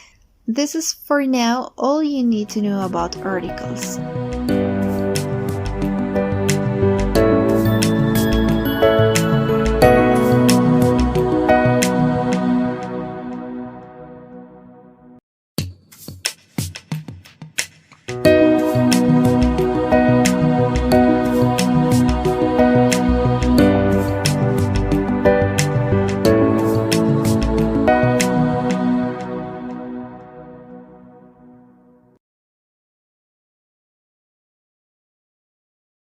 Now we're going to dig into those words that describe nouns, the adjectives. This time, we will talk first about the particularities of adjectives regarding the gender. So let's get started. Adjectives ending in o are masculine, and those ending in a are feminine. So to turn a masculine adjective into feminine must only be replaced the letter O by the letter A, and vice versa. Limpio, limpia, bonito, bonita, feminine. Just the same as in the example of the previous lesson with the neutral article lo. Lo bonita que es la vida. Remember? Both bonita and vida are feminine.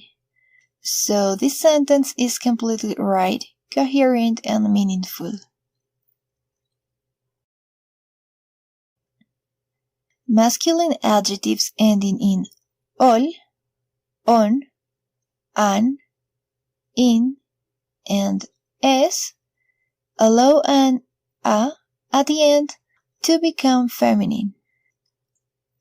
Español, española, japonés, japonesa. Importantly, in this case there is no need to add the letter o for the masculine adjective. Adjectives ending in ere need to be added the letter a to become feminine. Encantador, encantadora. Perturbador, perturbadora. Adjectives with different endings from the previous ones don't change, as they are identical for both genders. Feliz, feliz. Amable, amable. To conclude, particularities of adjectives with regard to the number. This aspect is pretty simple as rules are similar to those of the nouns. Now you may be wondering why endings with an accent mark or with the letter S are not included here. Well, pretty simple. In Spanish, there is no adjectives with these features. Key fact. It requires a lot of attention because, as you should know in English, neither articles nor adjectives undergo any modification regarding gender or number. The red carpet, the red cars, the and red are equal in both circumstances. In Spanish, on the contrary, there is a need to be more rigorous and perceptive. La alfombra roja. Los carros rojos.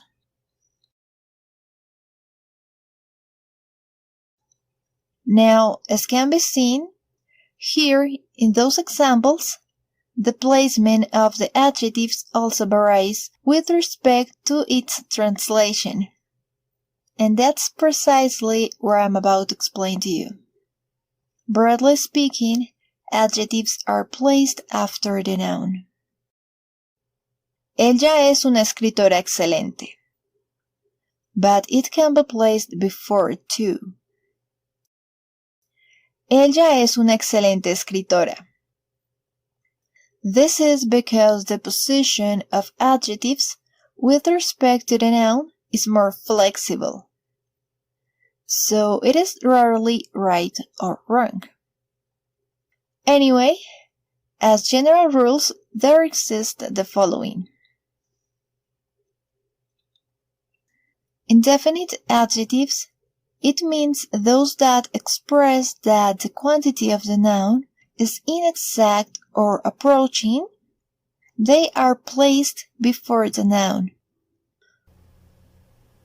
Muchas cartas. Pocas cárceles. Algunos globos.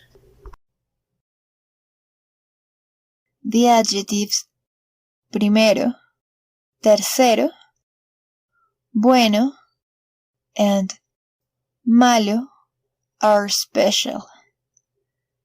They lose the letter O, and usually they are placed before the noun, only in singular. Primer año, tercer nivel, buen día, mal comienzo.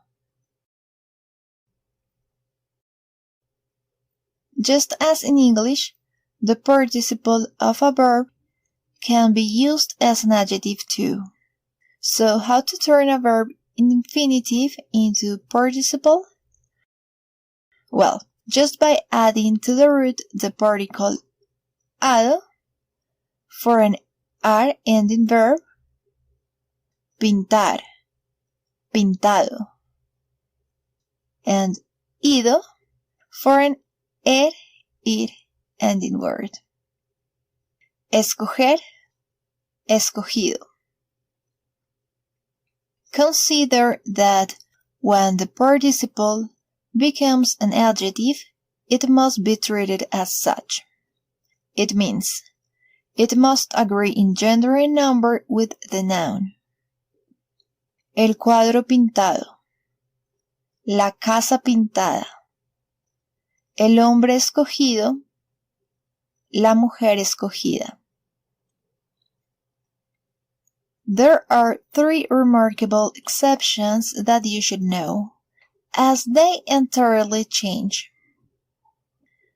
Abrir, abierto. Escribir, escrito. Romper, roto. So these are the 3 most important irregular forms of the participle. Adjectives that qualify more than one noun always take the masculine gender. Los niños y las niñas asustados. Some nouns are masculine, but for adjectives these words are considered feminine, forming an apparent contradiction. El agua limpia.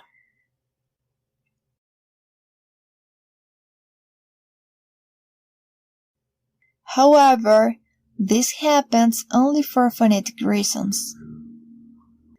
El agua limpia sounds a lot better than la agua limpia.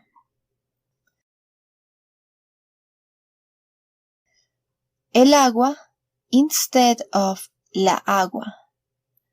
El arma instead of la arma. And el área instead of la área.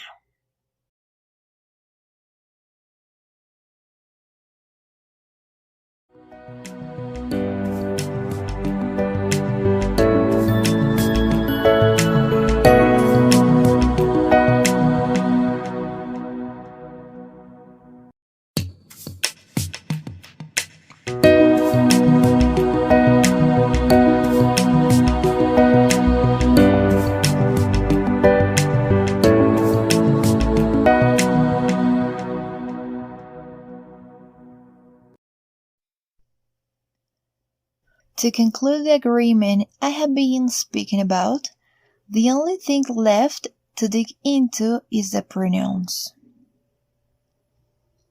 Previously, I mentioned to you the most significant ones, the subject pronouns. Also, I pointed out that a couple of them modify their ending according to the gender of the subject. Nosotros, nosotras, ellos, ellas. Well, now you know good, it has to do with the fact that pronouns belong to the 4 elements that must agree in gender and number. However, this time the agreement doesn't revolve around the nouns, but the person who performs the action. Let's see an example with the adjective honest. Nosotros somos honestos, nosotras somos honestas. Ellos son honestos, Ellas son honestas. The pronouns yo, tú, usted, and ustedes may refer to both genders. Consequently, it is mandatory that the remaining elements agree, so the sentence can be entirely understandable and logical. Yo soy honesto. Yo soy honesta. It depends on the gender of the sender of the message. And the same goes for tú eres honesto. Tú eres honesta. Usted es honesto. Usted es honesta. Ustedes son honestos. Ustedes son honestas.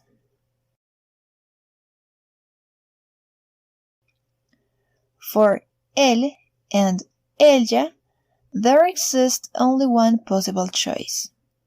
Since the pronoun itself let us know the gender. Él es honesto. Ella es honesta.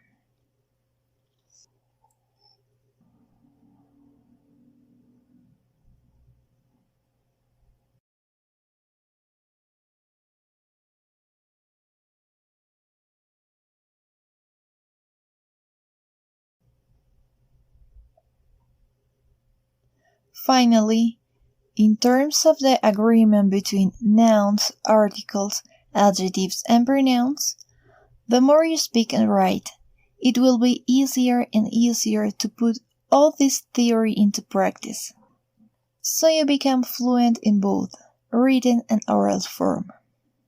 Worth mentioning that all along the course, I would not refer to nouns nor articles anymore, because you already know the basics. Anyway, later I will take it back to pronouns and some type of adjectives, the ones I consider the most relevant. But it will be later on. By now, we will return to verb tenses. Actually, in the next lessons, you will learn the preterite, as well as the imperfect, both referring to the past.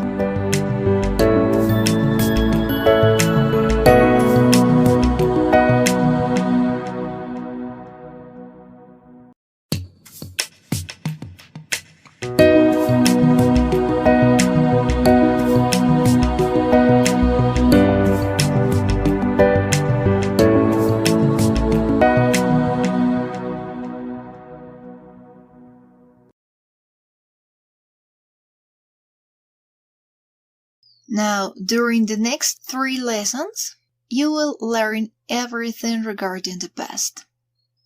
Do you recall the table about verb tenses? Well, if you remember, in the indicative mood, there were 2 simple past tenses. The pretérito imperfecto, copretérito, and the pretérito perfecto simple. But to make things easier, from this point on, I will name them just as in the grammar books: preterite and imperfect.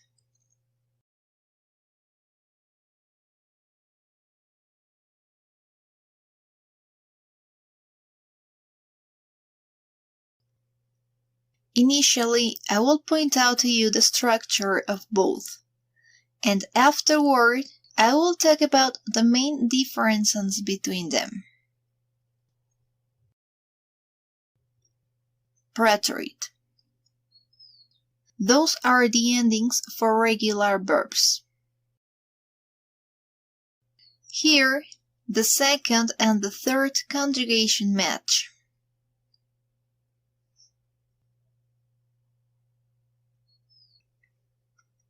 In both preterite and imperfect as well, accent marks play a very important role.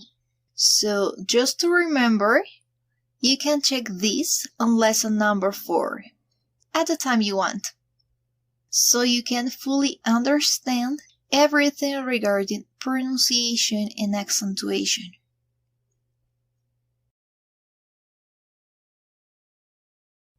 Estudiar. Yo estudié. Tú estudiaste. Usted, él, ella estudió. Nosotros estudiamos. Ustedes, ellos estudiaron. Comer. Yo comí. Tú comiste. Usted, él, ella comió. Nosotros comimos. Ustedes, ellos comieron. Escribir. Yo escribí. Tú escribiste. Usted, él, ella escribió. Nosotros escribimos. Ustedes, ellos escribieron. As can be seen, the conjugation for nosotros in present and in preterite is the same. Nosotros estudiamos, present, and nosotros estudiamos, preterite. So the only way left to identify whether it refers to present or preterite is to know about the context. Now, here are some irregular verbs in preterite. Poder. Pude, pudiste, pudo, pudimos, pudieron. Saber. Supe, supiste, supo, supimos, supieron. Querer. Quise, quisiste, quiso, quisimos, quisieron. Hacer. Hice, hiciste, hizo, hicimos, hicieron. Decir. Dije, dijiste, dijo, dijimos, dijeron. Dormir. Dormí, dormiste, durmió, dormimos, durmieron. Ser. Fui, fuiste, fue, fuimos, fueron. Estar. Estuve, estuviste, estuvo, estuvimos, estuvieron. Ir. Fui, fuiste, fue, fuimos, fueron. Haber. Hube, hubiste, hubo, hubimos, hubieron. Tener. Tuve, tuviste, tuvo, tuvimos, tuvieron. Andar. Anduve, anduviste, anduvo, anduvimos, anduvieron. Poder, saber, querer, hacer, decir, dormir, ser, estar, ir, haber, tener, andar.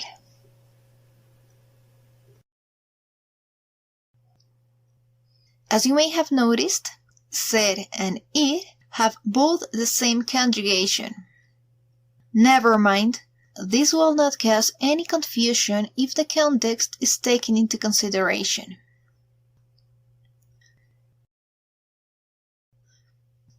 Well, about the previous list, you may have realized that among those verbs, there were a couple with a matching translation. Okay, now I'll make a parenthesis and I'm going to explain to you why. In English, the verb to have has two roles. It works as an auxiliary, but also it expresses possession.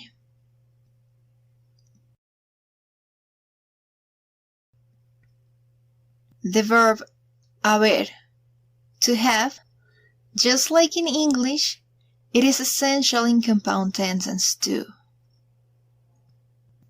In this course, I will not dig into them, but in order to continue, I need you to know first what I'm about to explain.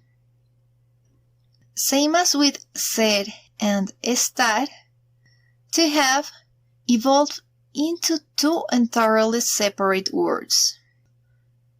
They are haber and tener. The good news here is that they are actually easy to identify. Yo he leído. Yo tengo un vestido. Auxiliary verb and possession. Now, having this clear, I can show you already the conjugation of both, in present and preterite, which is actually the point of this lesson. Haber, in present. He, has, ha, hay, hemos, han. And in preterite. Hube, hubiste, hubo, hubimos, hubieron. Tener. In present. Tengo, tienes, tiene, tenemos, tienen. And in preterite. Tuve, tuviste, tuvo, tuvimos, tuvieron.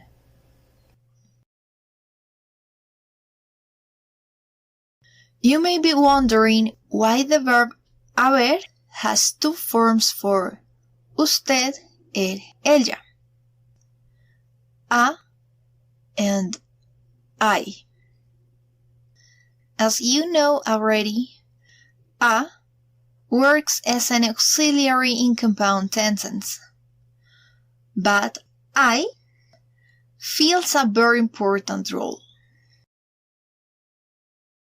It indicates the existence of something, so its equivalent in English is there is and there are.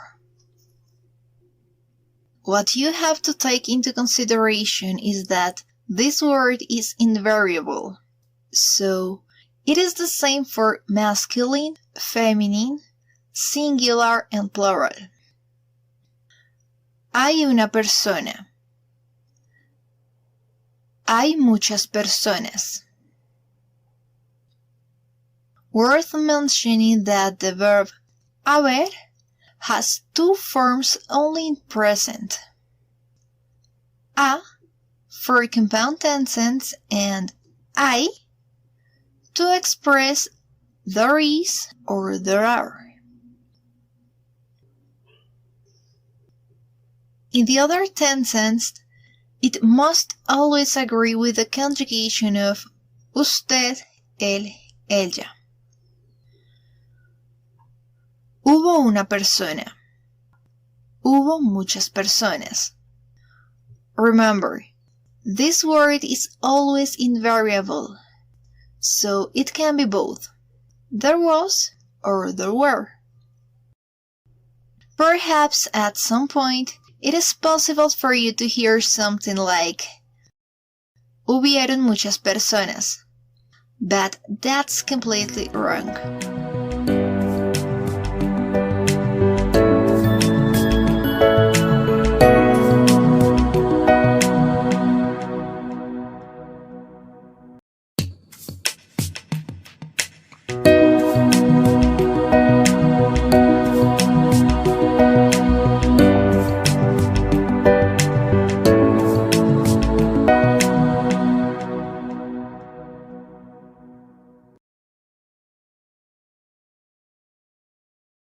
Well, it is time for you to know the endings for the second type of past, the imperfect.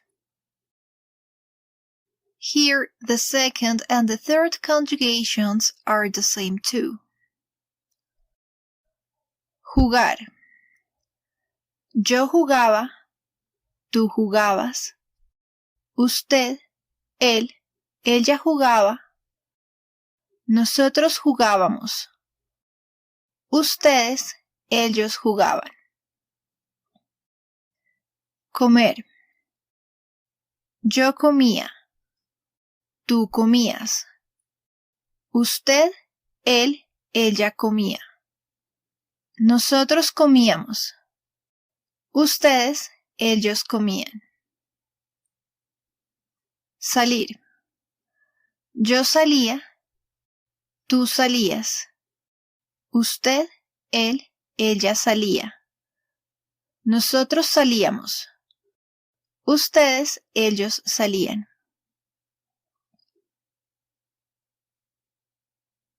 Irregular verbs. Fortunately, this tense has a great advantage. There exist only 3 irregular verbs. Ser. Era, eras, era, éramos, eran. Ir. Iba, ibas, iba, íbamos, iban. Ver. Veía, veías, veía, veíamos, veían. Ser, ir, ver.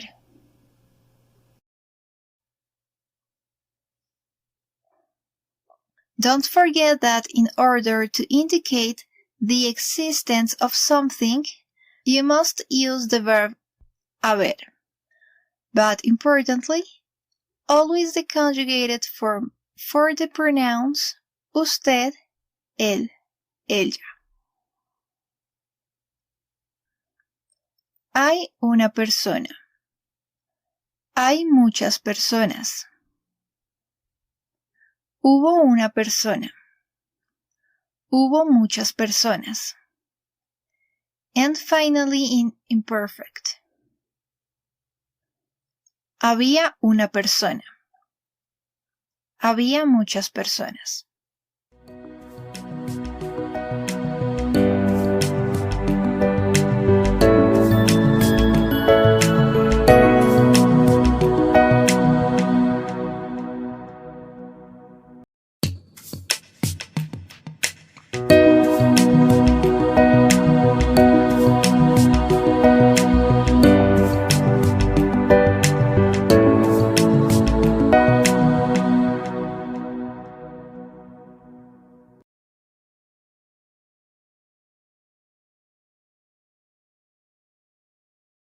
You know good already both verb endings. Now, it's time to get into the main differences between preterite and imperfect. Initially, I must say that it is a wide matter, and it is usual to find a bunch of information about it.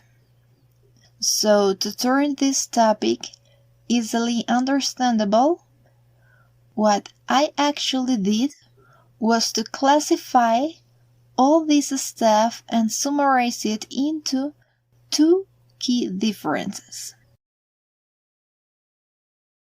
The first. Perhaps you may remember something about the full names of those tenses. Pretérito perfecto simple and pretérito imperfecto copretérito. Well, this first point is directly related to it, their names. To start with, the word perfecto comes from the Latin perfectum. Per, completely, factum, fact. So, it refers to something completely done, finished. It implies so the preterite expresses actions or finished ideas, concluded. Ella estudió Derecho. On the other hand, the prefix im expresses the opposite of the accompanying word. Consequently, the imperfect tense expresses actions or not finished ideas, not concluded. And to understand those ideas in their entirety, it is needed to have a deeper information about it. Ella estudiaba Derecho, pero ahora ella estudia Medicina. Now, here is a second example for you to catch better this first difference. Él abrió la puerta. Él abría la puerta. Now look at the translation. Sometimes the imperfect can be equivalent to the past continuous of English. It means was or were plus gerund. So it can work as an indicator to recognize when imperfect should be used. Now, taking into account the translation into English, this first difference makes more sense. Here, in this example, you have more the feeling that something remains unfinished, that some information is missing. He was opening the door when someone showed up. He was opening the door, but something happened. For example,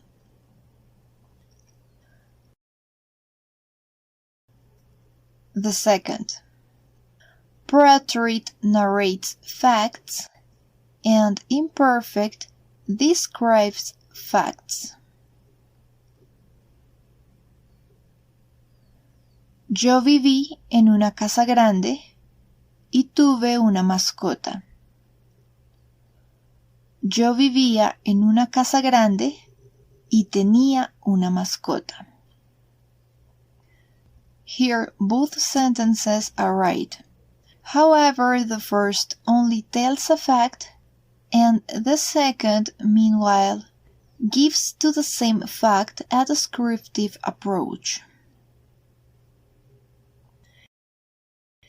Ella viajó a Europa cada año. Ella viajaba a Europa cada año. Likewise, another way to easily identify the imperfect is by means of the used to indicator, which has a descriptive purpose in the past tense. So, a good strategy in case of doubt is to wonder if it would sound good in English. If so, then you can be sure that the usage of the imperfect is totally right. Finally, if you look closely, this point is in some way related to the previous one. Why? Because the past continuous of English, besides requiring more information, it also has a descriptive approach. It eventually leads us to a conclusion. Preterite narrates events, and imperfect provides the setting and the details.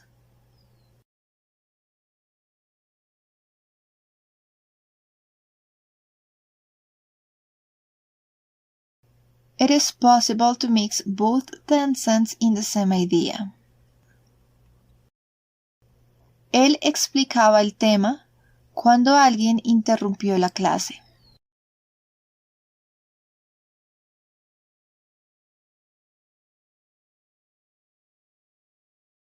Yo tomé la foto mientras ella sonreía.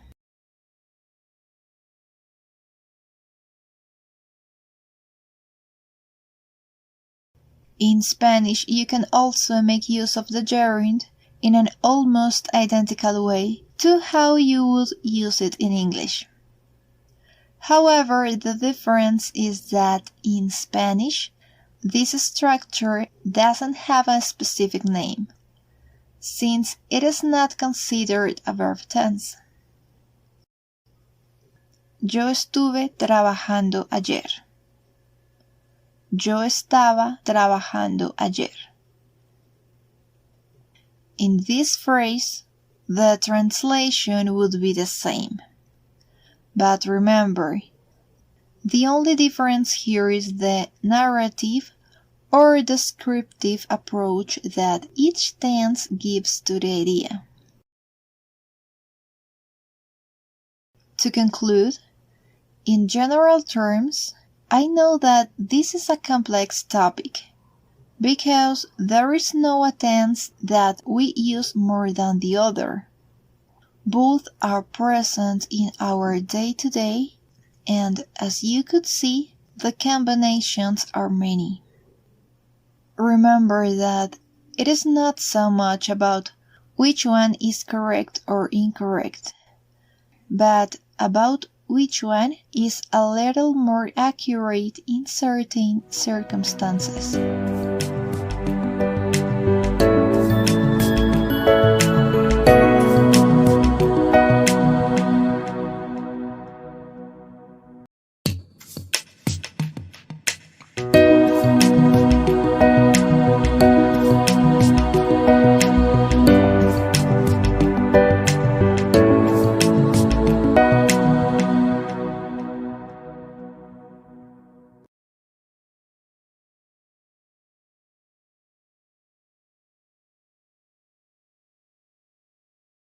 El realismo mágico es un movimiento literario que surgió en América Latina en el siglo XX. Este movimiento mezclaba la realidad con la fantasía, puesto que los hechos fantásticos eran normales para los personajes de las historias.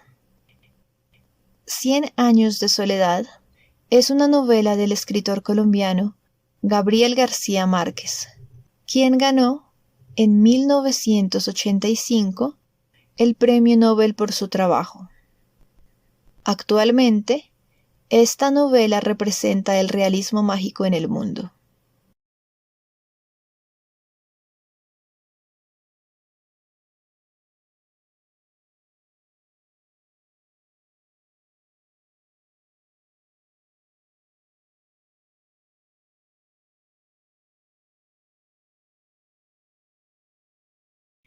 El realismo mágico es un movimiento literario que surgió en América Latina en el siglo XX.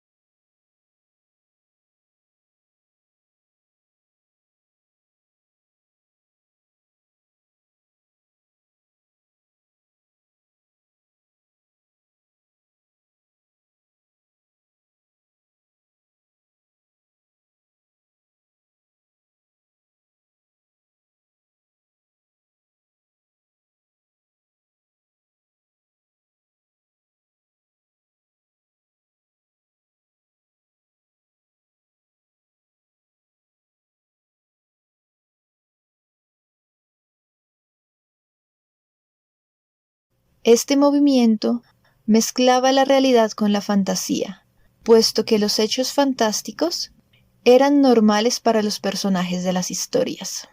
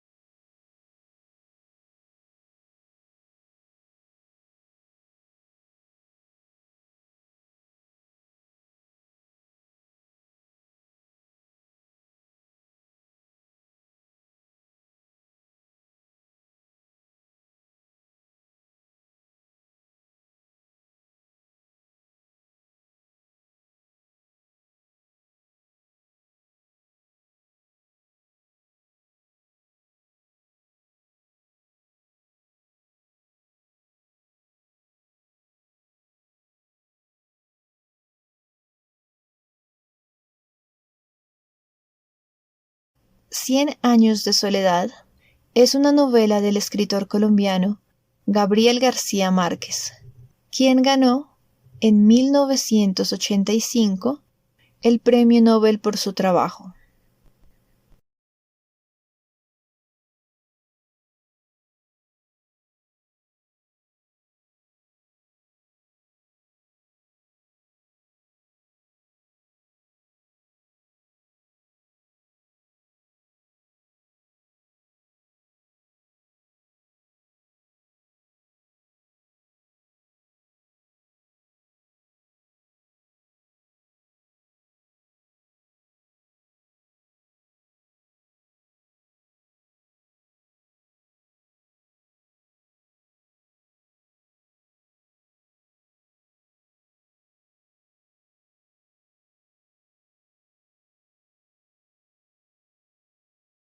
Actualmente, esta novela representa el realismo mágico en el mundo.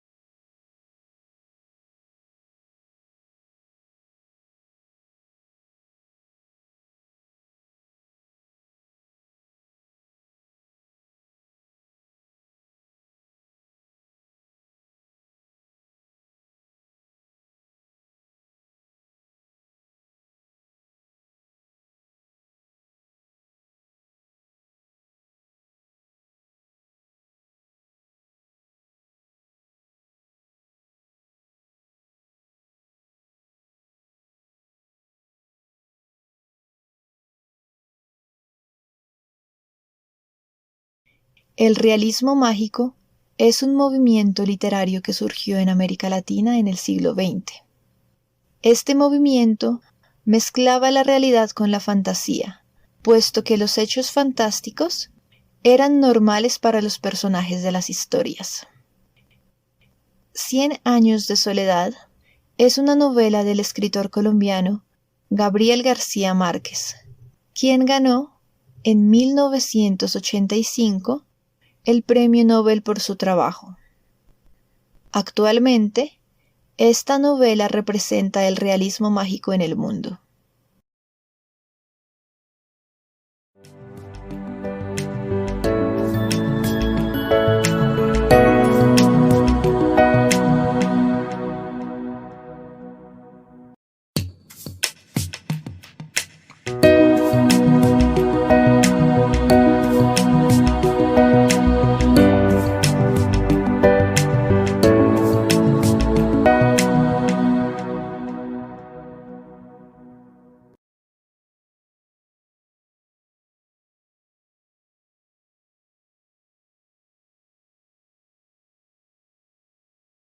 This far, we have concentrated on the present and past tenses.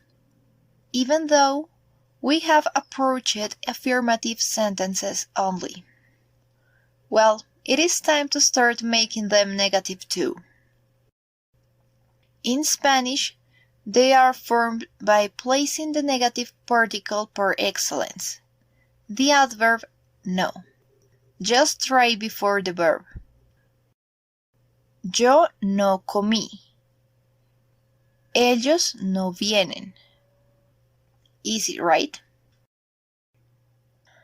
That's the basic way to build negative sentences. Now, as in English, here there are also certain words that help us to emphasize or reinforce the negation. These words are known as negative adverbs. and they are similar to those of English. Nada, nunca, and tampoco are the most important. However, the negation with these adverbs is special, because, in addition, it is necessary to include the word no. It means that we must use two negative adverbs in the same phrase. And that's the reason why this particular way is called double negative. Yo no tengo nada. Él no recibió nunca dinero. Usted no hizo tampoco la tarea. On the other hand, if any of these words is placed right before the verb, the usage of no is not required. Yo nada tengo. Él nunca recibió dinero. Usted tampoco hizo la tarea. In both cases, the meaning is identical, and both are right.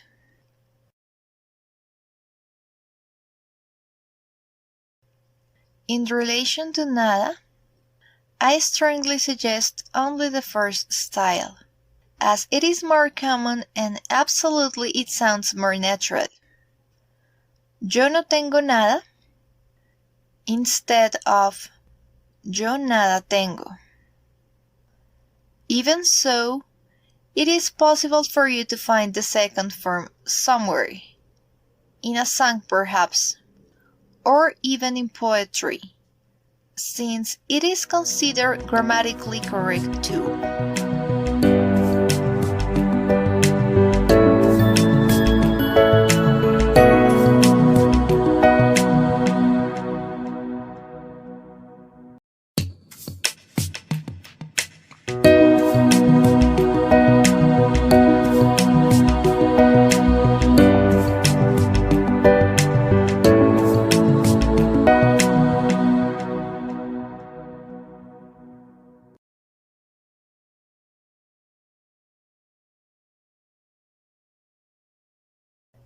Up to this point, you know already how to express yourself in both affirmative and negative.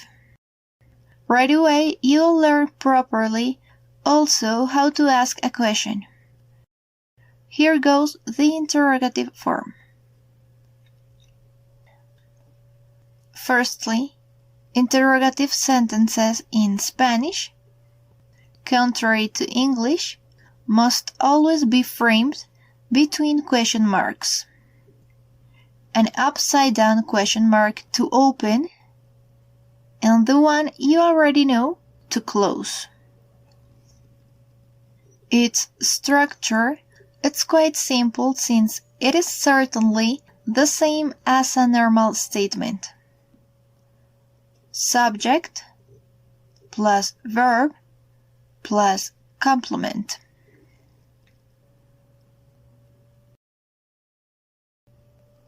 In spoken Spanish, it is all about raising the pitch of the voice at the end of the question.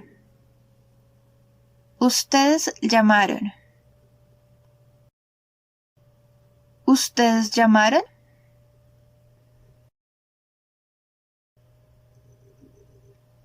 Now, for this question, there are only two possible answers. Sí or no.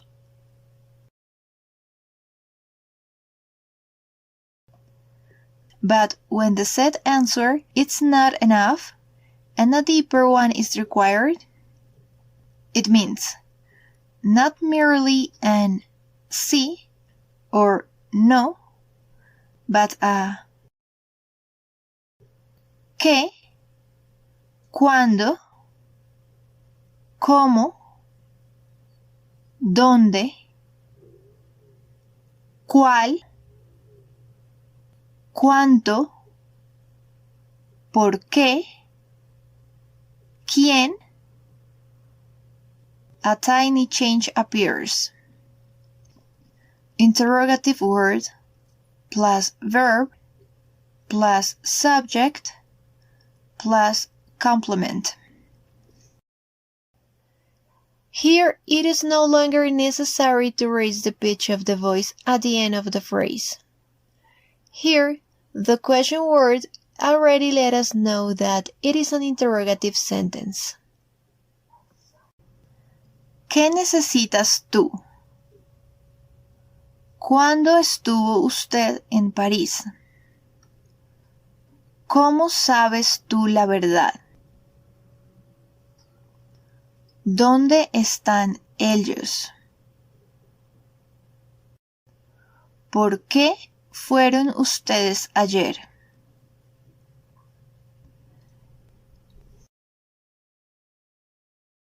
¿Cuántos hijos tienen ellos? ¿Cuántas flores necesitas tú? ¿Cuánto dinero recibió él? ¿Cuánta información tenemos nosotros? ¿Cuál flor necesitas tú? ¿Cuáles flores necesitas tú? ¿Quién es ella? ¿Quiénes son ellas?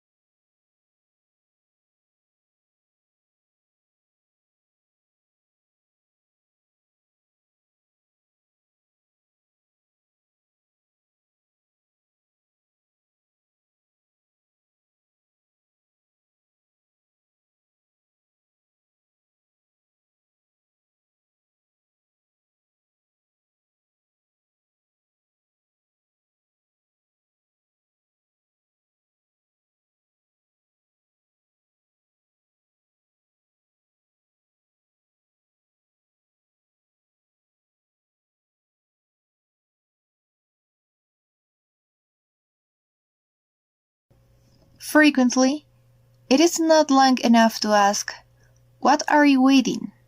for instance. Often, it is needed for the question to go along with a preposition that provide us more accurate and complete information. What are you waiting for example? Well, asking these sort of questions in Spanish is pretty simple. Unlike English, prepositions are not placed at the end. Prepositions precede the question word.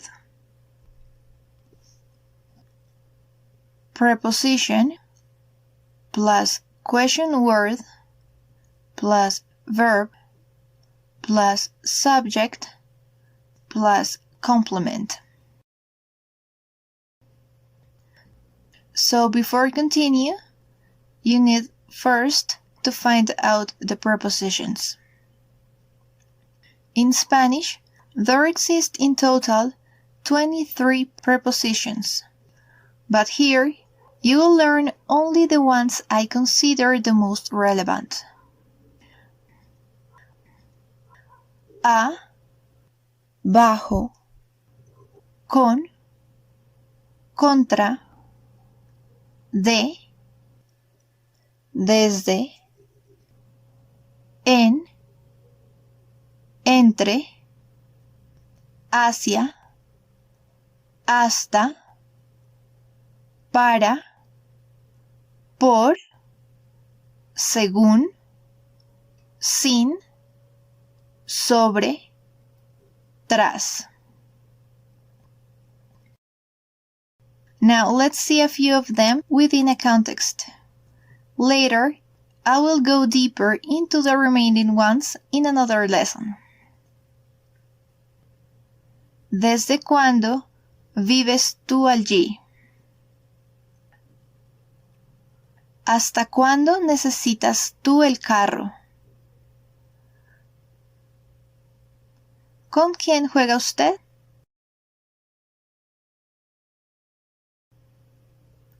The equivalents in English may differ in each example a little bit.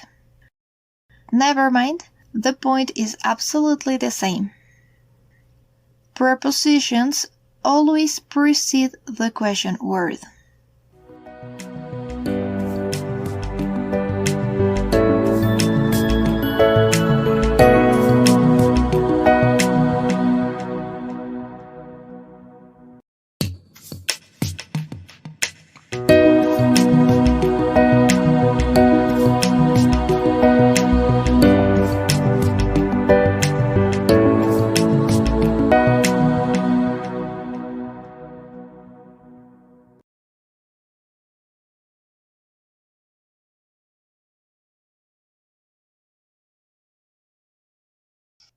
This is the final topic of the course.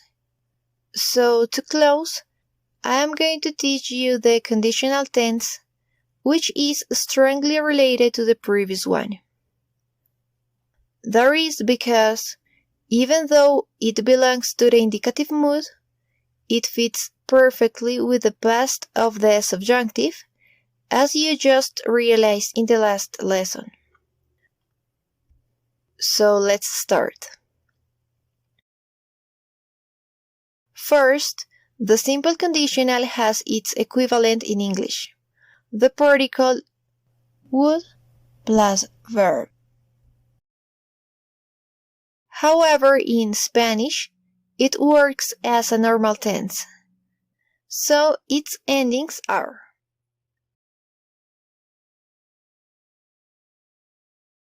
Do you remember the conjugation of the verb in simple future? Well, the same thing happens here, as ending must be added not only to the root, but to the entire verb in infinitive.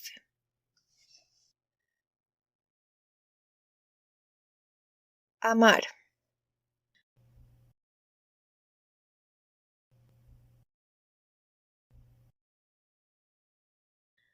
Yo amaría. Tú amarías. Usted, él, ella amaría. Nosotros amaríamos. Ustedes, ellos amarían. Leer. Yo leería. Tú leerías. Usted, él, ella leería. Nosotros leeríamos. Ustedes, ellos leerían. And finally, to visit, just as in the example of the previous lesson. Visitar. Yo visitaría. Tú visitarías. Usted, él, ella visitaría. Nosotros visitaríamos. Ustedes, ellos visitarían. The good news is, in the conditional tense, there is no need to memorize irregular verbs neither, as they match with the irregular verbs of the simple future of the indicative.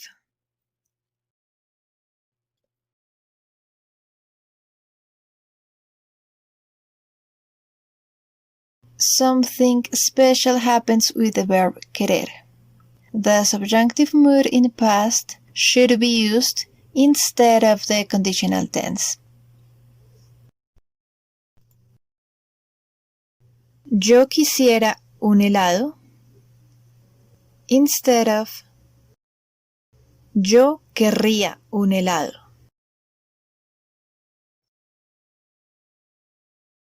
Don't forget, as usual, the rule of the word hay. Hay una persona. Hay muchas personas. Hubo una persona. Hubo muchas personas. Había una persona. Había muchas personas. Habrá una persona. Habrá muchas personas. Ojalá haya una persona.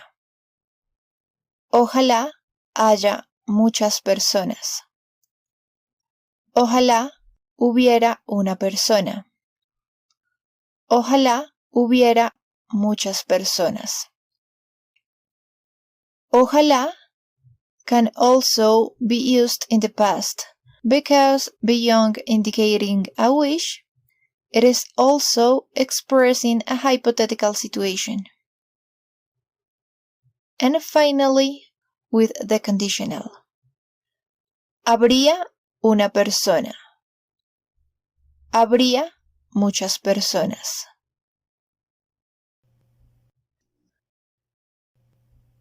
Now let's take a look one more time at the past tense of the subjunctive and the conditional tense, but together. Si yo viajara a Egipto, yo visitaría las pirámides.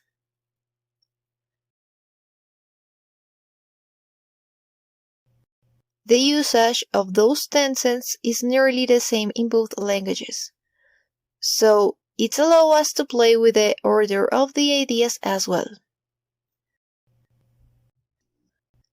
Si ellos tuvieran tiempo, ellos estudiarían fotografía.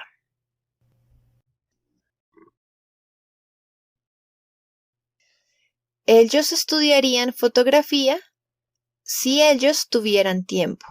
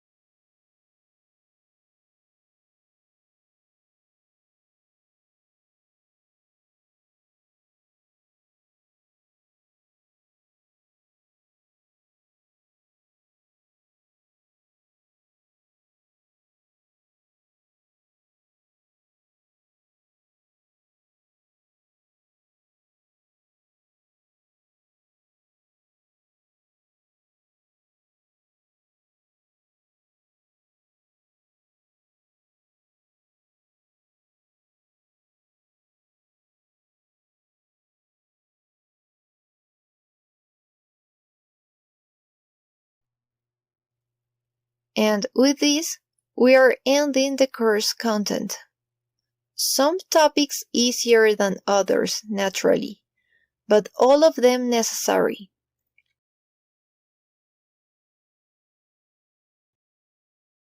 By this point, you are capable, for instance, of expressing yourself in 7 new tenses.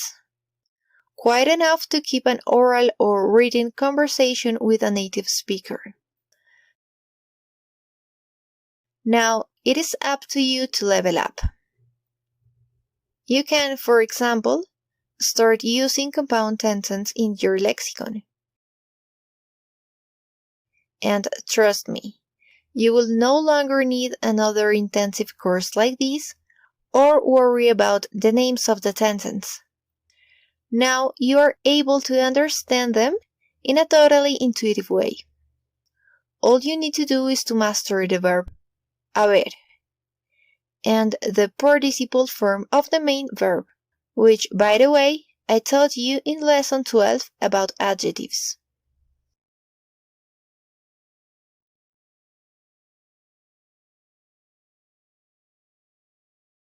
Yo sé. Yo sabía. Yo supe. Yo sabré. Yo sabría. Yo sepa. Yo supiera.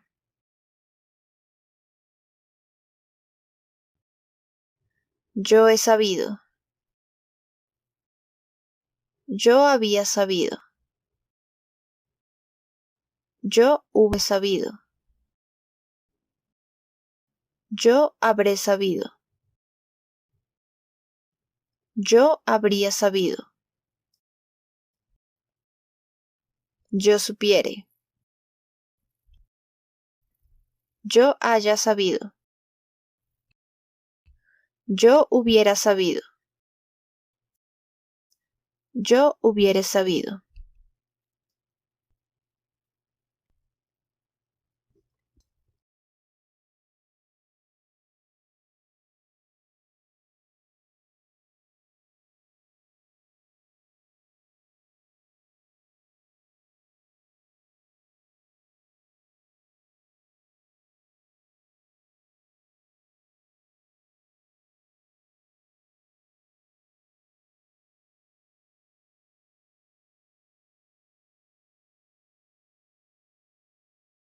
To conclude, don't worry about learning them all, because, to be honest, we don't use them.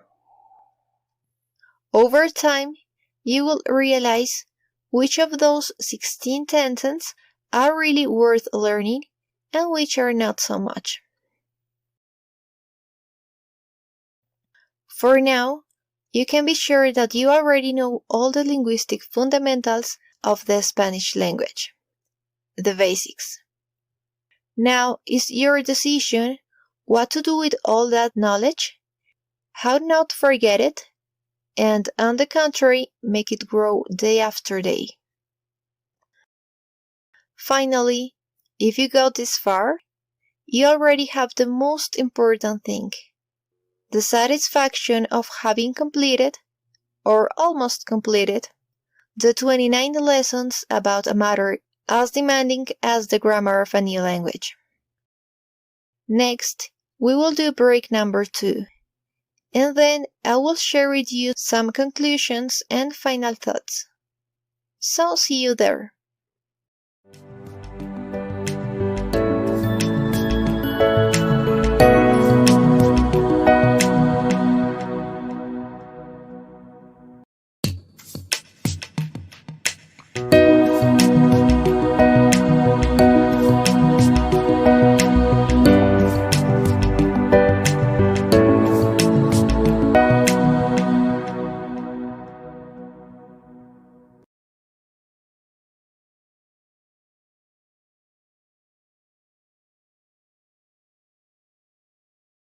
Es importante que sepas que Colombia es un país que exporta café. Juan Valdés es un personaje ficticio que se creó en 1959 para hacer la imagen del café colombiano, pues con esa idea se pretendía internacionalizar aquel producto. El trabajo del hombre detrás del traje de Juan Valdés consiste en viajar constantemente a muchos lugares en el mundo y compartir una taza de café con empresarios y celebridades.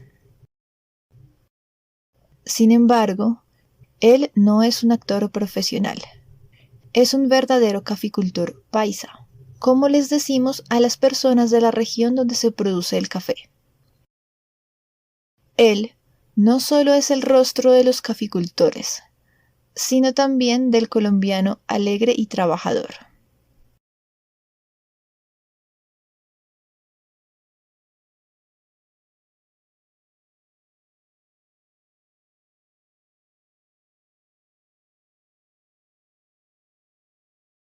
Es importante que sepas que Colombia es un país que exporta café.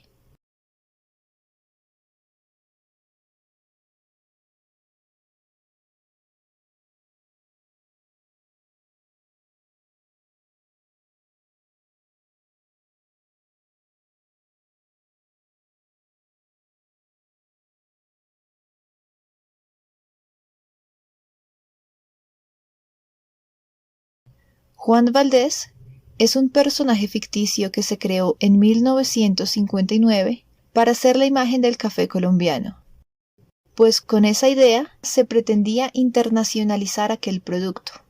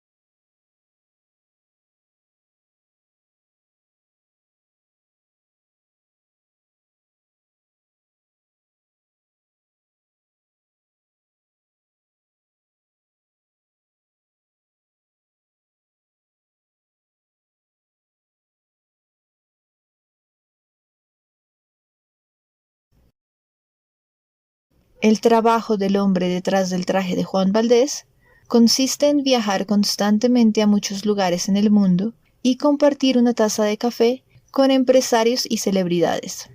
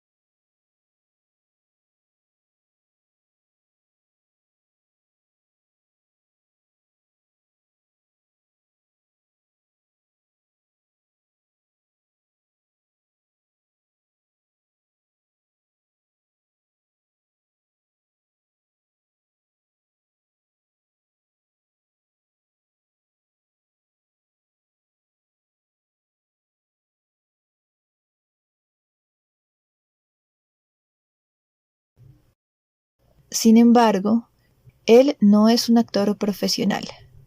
Es un verdadero caficultor paisa, como les decimos a las personas de la región donde se produce el café.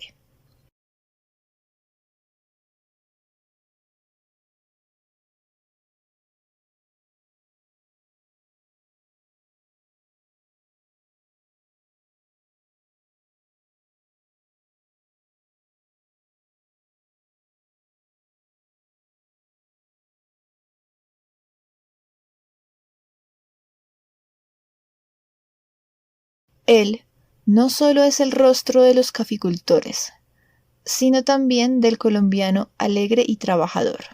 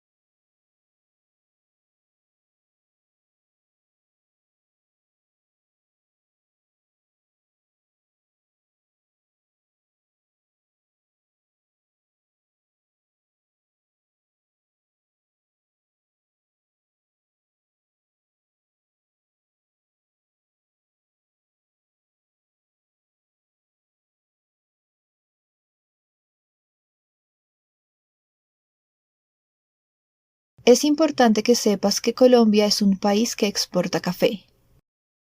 Juan Valdés es un personaje ficticio que se creó en 1959 para ser la imagen del café colombiano, pues con esa idea se pretendía internacionalizar aquel producto. El trabajo del hombre detrás del traje de Juan Valdés consiste en viajar constantemente a muchos lugares en el mundo y compartir una taza de café con empresarios y celebridades. Sin embargo, él no es un actor profesional, es un verdadero caficultor paisa, como les decimos a las personas de la región donde se produce el café. Él no solo es el rostro de los caficultores, sino también del colombiano alegre y trabajador.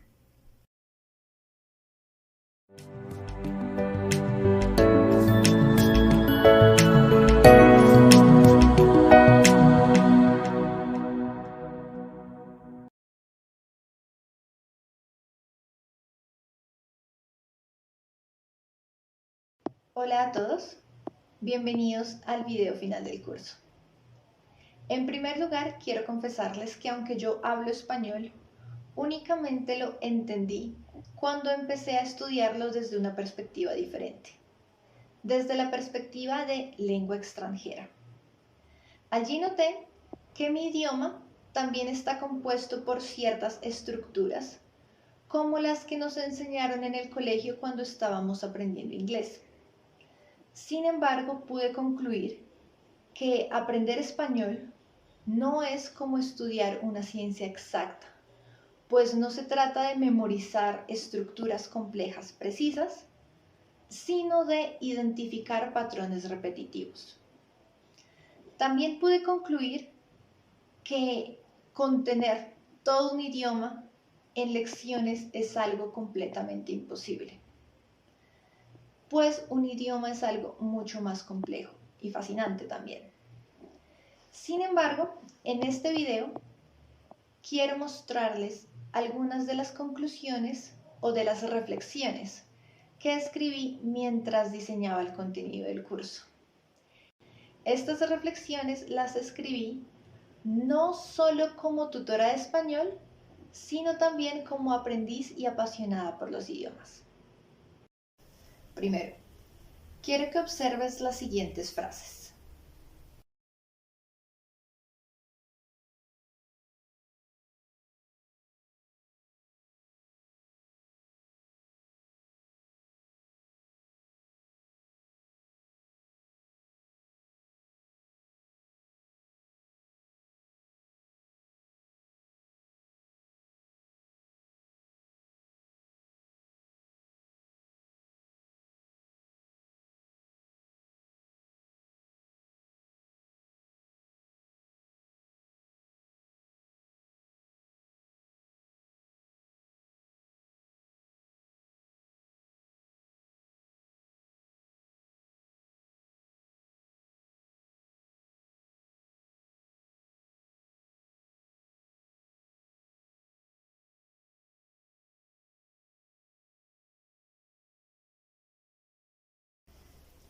Así que mi primera reflexión es: cada idioma tiene su propia forma de percibir la realidad, y esa es una parte de su esencia.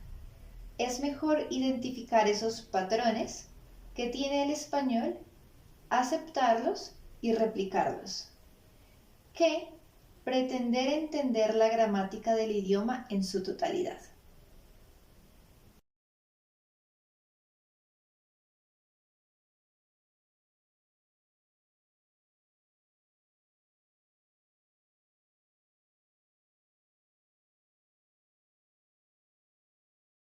Ahora, quiero que observes estas palabras y leas sus definiciones. Todas ellas tienen algo en común. Son palabras que no tienen una traducción precisa al inglés. Estrenar. Usar algo por primera vez. Un par de zapatos, por ejemplo. Madrugar. Levantarse al amanecer o muy temprano. Trasnochar. Pasar la noche o gran parte de ella sin dormir, por causa de realizar alguna actividad. Desvelar o desvelarse en reflexivo. No poder dormir. Arrebol. Color rojo, especialmente en las nubes cuando son iluminadas por los rayos del sol. Ahora, ¿alguna vez habías pensado en una palabra para describir estas situaciones? Esta es mi reflexión número 2. Las formas de comunicación son infinitas. Haz preguntas. Sé curioso. Analiza incluso tu propia lengua materna. Yo no conocía la palabra arrebol, por ejemplo. Quizás encuentres algo nuevo, algo que nunca habías notado. No permitas que el lenguaje te deje de sorprender.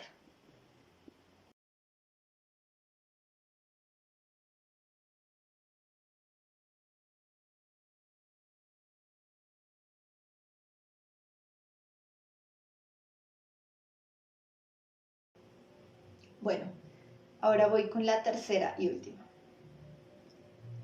Ojalá cada vez que abras un libro, veas una película, escuches una canción en español Y por qué no, cada vez que tengas la oportunidad de conocer algún país hispanohablante como Colombia, espero que recuerdes tomarte un café, por ejemplo, y que contemples en cada persona, en cada pueblo, en cada costumbre o en cada paisaje ese realismo mágico del que hablaba Gabriel García Márquez en sus libros.